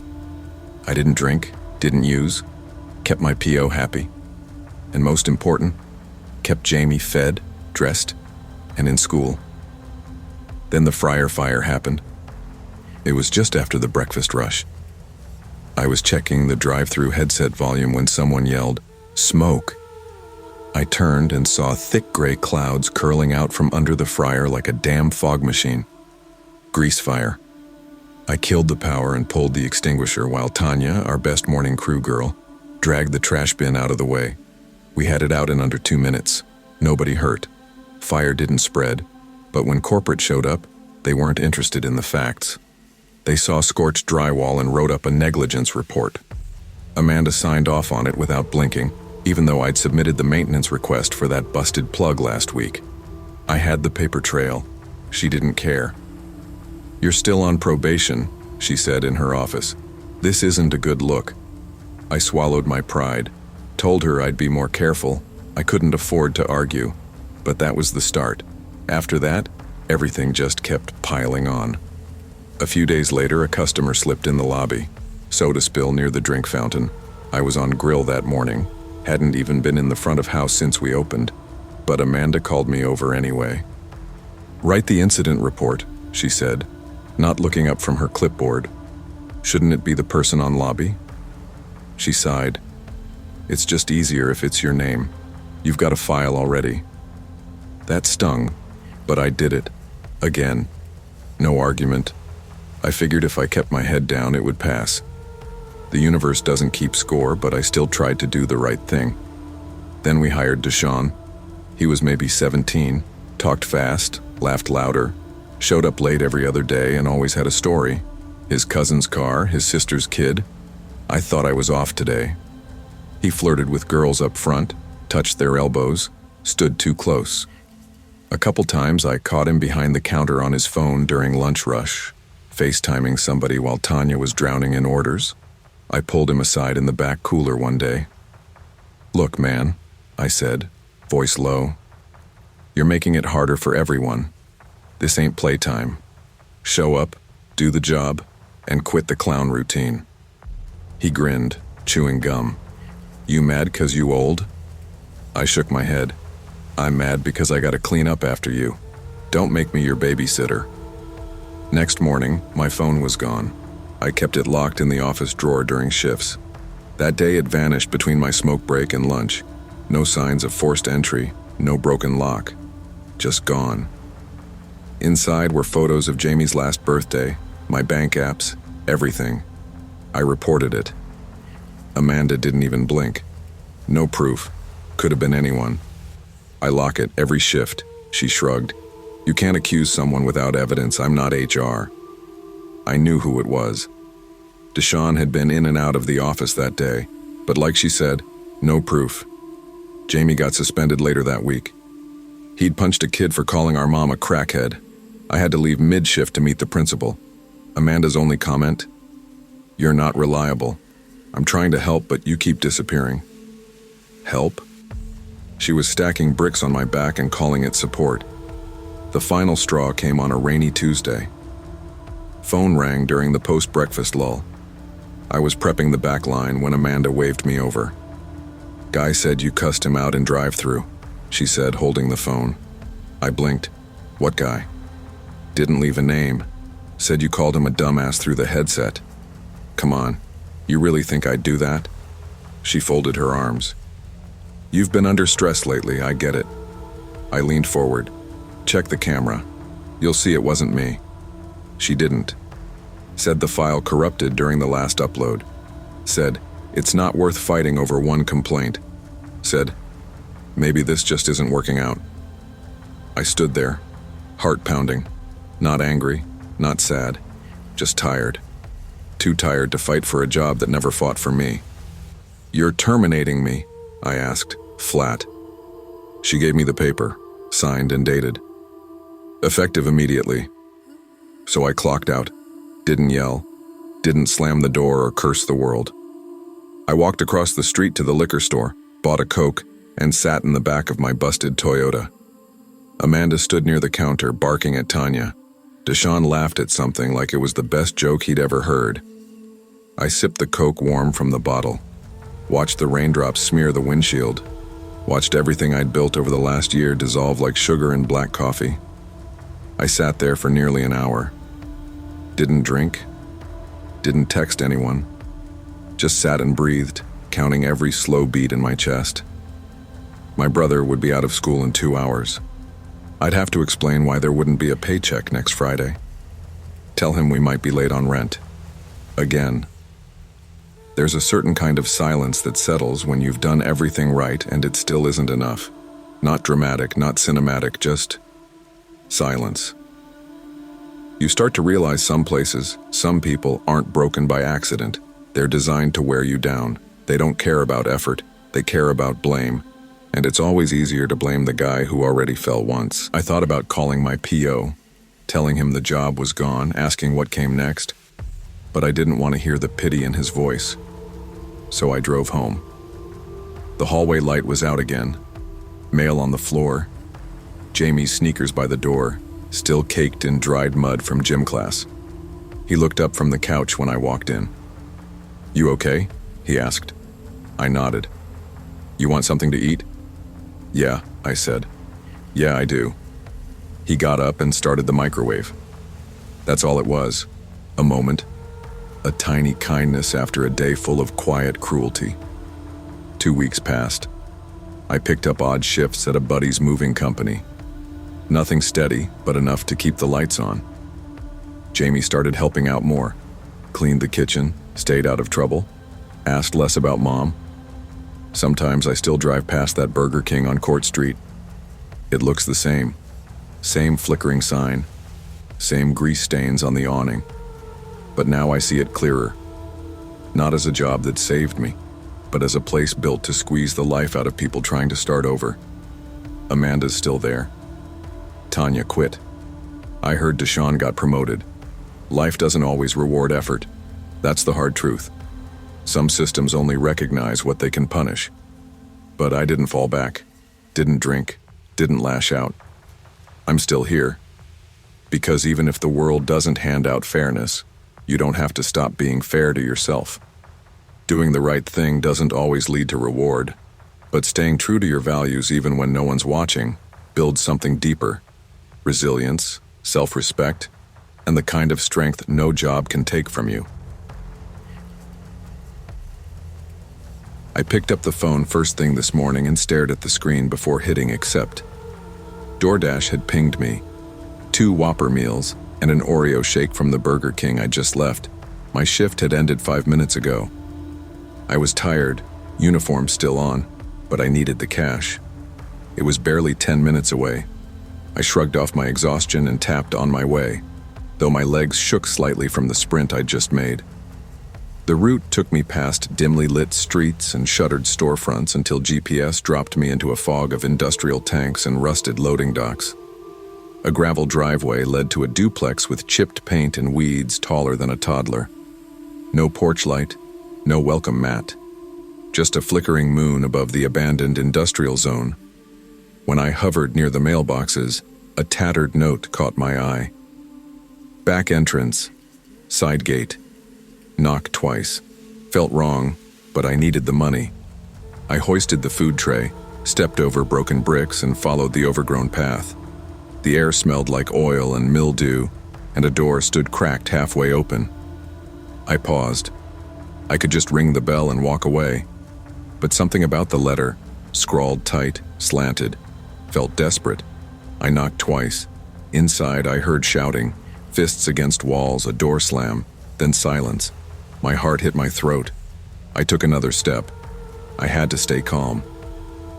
The door opened, and a bald, barefoot man stood there. His face was puffy, hands shaking just enough to spill sweat. "Thanks," he said, voice low. "Sorry about the noise. She gets emotional." He took the tray. "Want some water?" "No, I'm good. Got more deliveries." He motioned me inside, but I shook my head and gave a stiff smile. Then I noticed her. A woman stepping forward with a swollen eye, lips split. She didn't speak, just froze and shook her head. "Are you okay?" I asked. He tensed. "She's fine." The woman half whispered, "Please, don't leave." My gut screamed. I stepped back. "I'll call someone." He slammed the door. Clip, click. My heart thundered. I ran, climbed into my car, and dialed 911. My hands trembled so hard I almost dropped the phone. I stayed in my running car, headlights on the driveway, until police arrived. I watched them push through the front door. Moments later, the woman stumbled out holding 2 black garbage bags, shaking so hard she could barely stand. I felt an ache worse than fatigue in my chest. When officers loaded her into an ambulance, she cradled the shake I'd brought, still cold. I couldn't stop staring. The smell of sweat and fear clung to the night like a fog.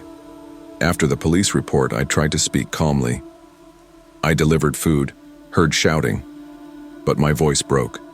The officer nodded. "You did good, son." Later, I sat back at the Burger King's parking lot waiting for my own ride home. I looked at the empty seat beside me in the car and realized how close I'd felt that night. Not just to danger, but to choice. I'd had options. Ignore the order, bluntly walk away. Instead, some part of me stayed, some part ran.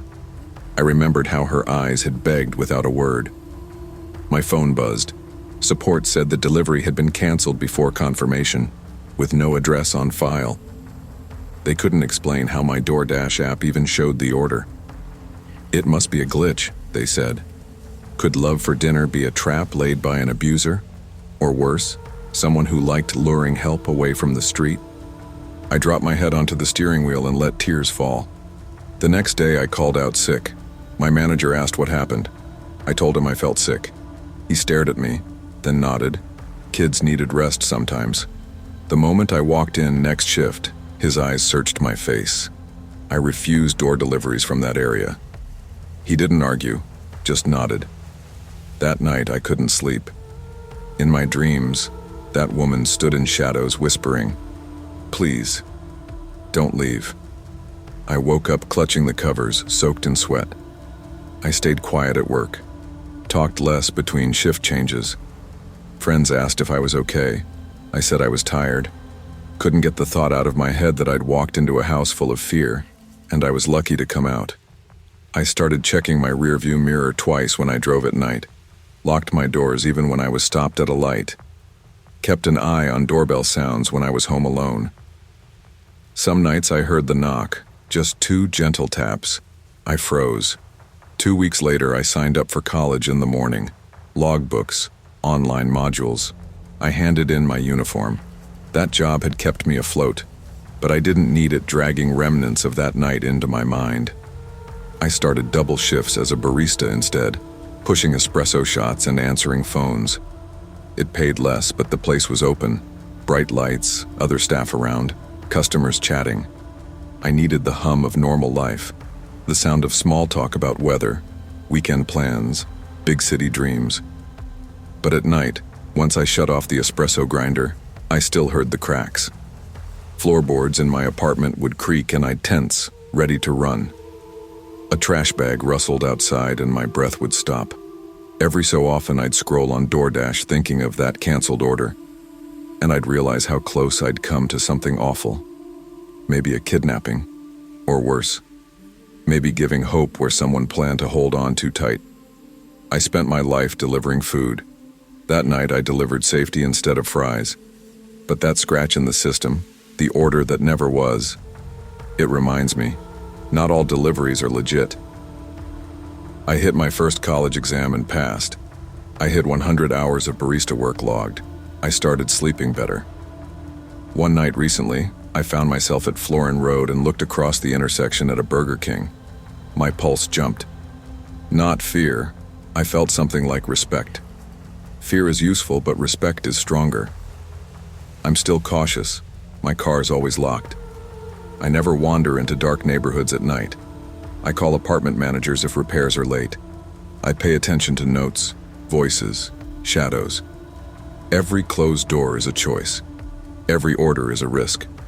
Some nights I relive the knock on the wrong door. I brace myself, but I notice now that I hesitate less before stepping back. Choose caution over convenience. When something doesn't feel right, even a simple delivery can be a trap. Trust your instincts, act with kindness, and know that staying safe isn't fear. It's wisdom. I didn't set out to be stuck in fast food forever.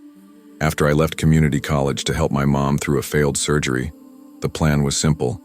Work mornings at Burger King, pay the medical bills, then go back to classes in the fall.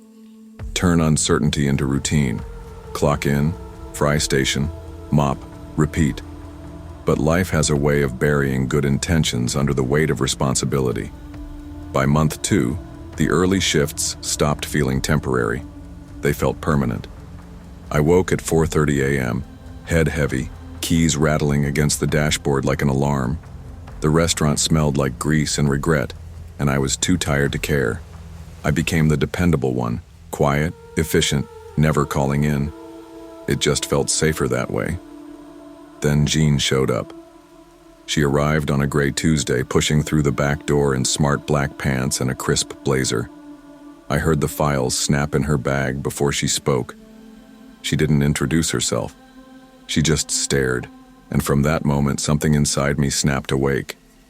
Her policies were posted the next day.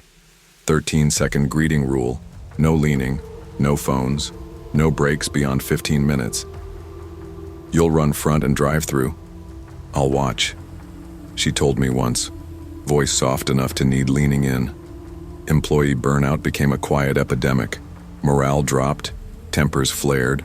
One teenager cried after being forced to remake a sandwich 4 times for imperfect lettuce placement. Then she singled me out. "Be like Marcus," she said in front of a group of us. It wasn't encouragement. I felt it like a threat.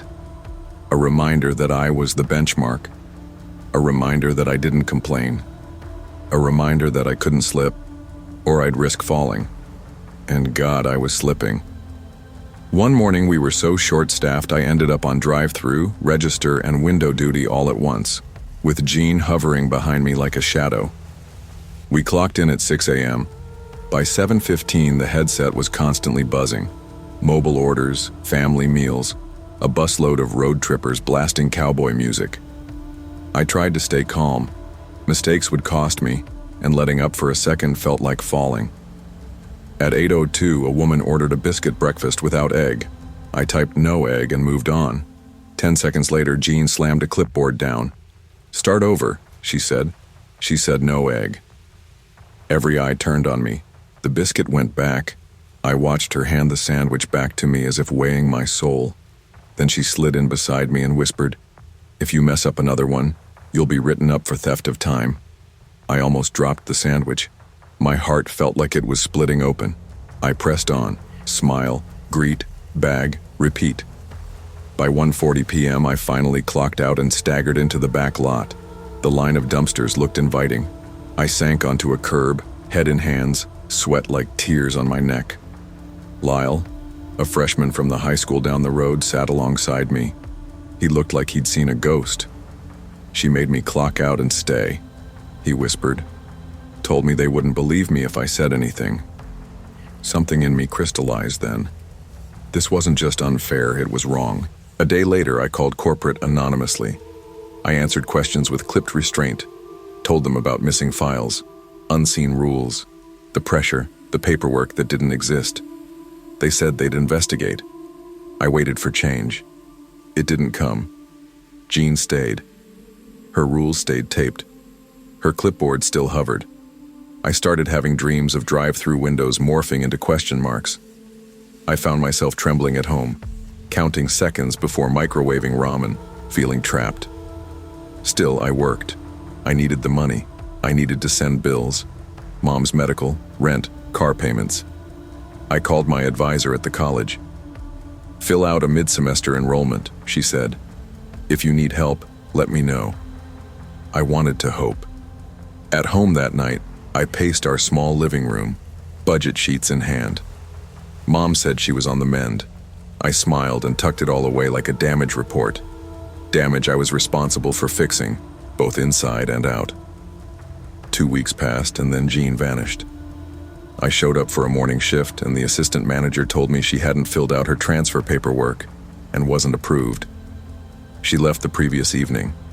No mention of an investigation. No notice, just gone. I stepped into her office. Her computer was gone. Her folder were gone. Even the framed policy signs had disappeared, but the tape outline on the wall remained. The whole lingered like an absence, like she was a ghost who never existed. I sat at the back lot curb again, this time under morning light instead of fluorescent lamps, and exhaled. One part of me felt relief. Another stiffened, because I realized I'd been haunted by a woman who might never have been real. I finished the morning rush without her shadow. I still flinched when someone timed my smiles. Now I'm taking morning classes and splitting shifts as a barista. Work is slower but more honest. I clock out into sunlight instead of sweat and complaint. Lyle says he's happier. Others say the same. At the drive-thru, there are periods of lull, and sometimes when the headset buzzes after midnight, I hear static. I hold my breath.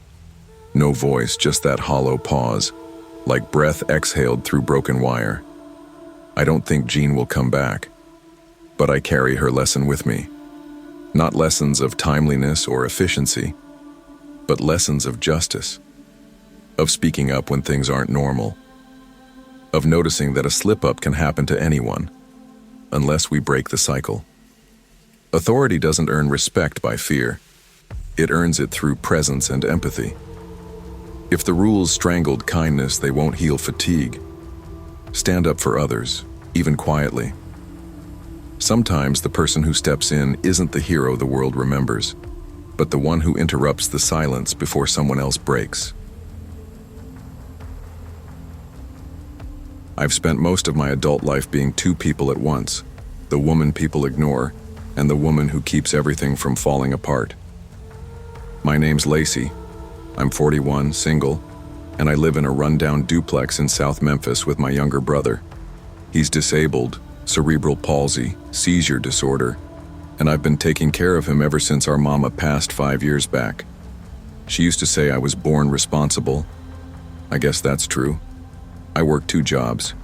Daytimes at Burger King on 3rd Street, nights doing janitorial work in a downtown office building. I've been holding it all together with tape and prayer for as long as I can remember. This is the story of the summer it all came undone, and the strange kind of peace that followed. The air conditioning at the 3rd Street Burger King had been busted on and off since May, and by late June the store felt like a deep fryer. The smell of grease never left you. It clung to your pores, your teeth, even your hair after a shower. The managers liked to say the job was easy, but that's only if you were 19, pretty, and didn't mind letting customers flirt with you for extra napkins. Me? I just worked. My manager, Cheryl, made no secret of who she liked and who she didn't. I was never on the right side of that equation. Too quiet, too slow, too tired. I cleaned up the fryer after everyone clocked out. I hauled boxes in 90-degree heat because no one else would. I covered the shifts nobody wanted, and I never said no when someone called in sick. On the schedule, I was listed as reliable. What that meant in real life was invisible. Then corporate announced a surprise audit. Cheryl panicked. She started repainting walls and reprinting fake customer surveys. She cut the hours of everyone over 30 and gave more shifts to the camera-ready girls she liked to flirt with the cashiers. I begged her not to cut mine. I needed those hours. My brother's medication had run out, and rent was 2 weeks overdue. "You want to keep your hours?" she said, smirking. "Try smiling more when the customers complain. Maybe lose the limp while you're at it. You look slow on camera." I swallowed hard. I'd messed up my knee years ago cleaning office stairs with no railing. That limp was with me for life. There wasn't a smile in the world that could hide it. Travis showed up the next day, fresh out of business school probably, with his neat haircut and khakis that hadn't seen a fryer in their lives. "Corporate trainee," he told us with a grin and a clipboard. He followed me for a whole shift, watched how I swept, wiped, filled the drink machines. He pointed out my name tag was crooked, said my apron was off-brand standard, asked why I sighed after every mop run. It was 100 degrees in the kitchen. The mop water was black sludge. I hadn't slept in 2 days, but I still answered him politely. At one point, I was halfway through the lunch rush, getting orders out, sweat dripping down my back, when Travis leaned in and told Cheryl, loud enough for everyone to hear, "We need someone younger up here. Fast food is visual now." That hit me right in the chest. I finished my shift. I didn't cry in the bathroom. I just sat in the stockroom after close and shook quietly, like my bones were tired of holding me up. The next morning, while I was bagging a breakfast order, I missed 6 phone calls. My brother had had a seizure. I rushed home to find the ambulance already gone. He was stable, the neighbor told me, but scared, alone, confused. I sat by his bed and held his hand for 2 hours before leaving for work again. I arrived late. Cheryl didn't ask why, just handed me a folded piece of paper. 3 strikes, she said. "You're done." I didn't argue, didn't beg. I just handed over my visor and walked out the door into the heat. Outside, the sun bounced off the cracked concrete like it wanted to melt the soles off your shoes. My eyes scanned the parking lot without meaning to, and that's when I saw it. The rental car. The same white sedan Travis drove. Parked in the disabled spot, engine still running, windows sealed tight. He was probably inside on his phone updating Cheryl's performance metrics. Probably sipping iced coffee while the rest of us dripped sweat in the kitchen. That did something to me. I didn't go home right away. I walked across the street to the payday loan office. The woman behind the glass had a crooked smile and pink nails. "How much you got left?" she asked. $83, I said. She printed a check and slid it under the glass. "You want to roll it forward?" "No," I said. "I'm done." I didn't go back to Burger King. I didn't explain. I just disappeared like grease down a drain. A week passed. Word got around that Cheryl had been demoted. Corporate found doctored time cards, fake surveys. A cashier who'd quit months earlier filed a report that Travis had made inappropriate remarks during training. He was reassigned to a new region. Quietly, of course, they never admit these things out loud. I heard about it from a friend who still worked there. She asked if I wanted to come back, said things were different now. I told her thanks, but no. What I didn't tell her was I already had another job, not glamorous, not something you brag about. But it paid cash, and I didn't answer to anyone with a clipboard. I cleaned the bathrooms at the city bus station 3 nights a week, wore a janitor's jumpsuit and headphones, hummed while I worked. It's funny. When you stop caring what people think, you start breathing easier. A young cashier at Burger King, one of the new hires, said she saw me once in the bus station bathroom. She was cleaning the sinks, had headphones on, didn't even look up, just humming like she didn't have a care in the world. They asked if I seemed upset, broken even. She shook her head. No. She looked like someone who finally stopped pretending. And she was right. I don't walk with pride, not exactly. But I walk lighter now. I still limp, sure, but I don't apologize for it anymore. I take care of my brother, pay our bills on time, and when I clean, I do it my way, with music in my ears and no manager watching over my shoulder. There's a quiet kind of strength in knowing your worth, even when no one else sees it. The world may not clap for you, may not even notice when you walk away, but sometimes the most powerful thing you can do is just leave. Not with a bang, just with your head high and your heart intact. Don't wait for anyone to make it better. Sometimes you have to make your own way out.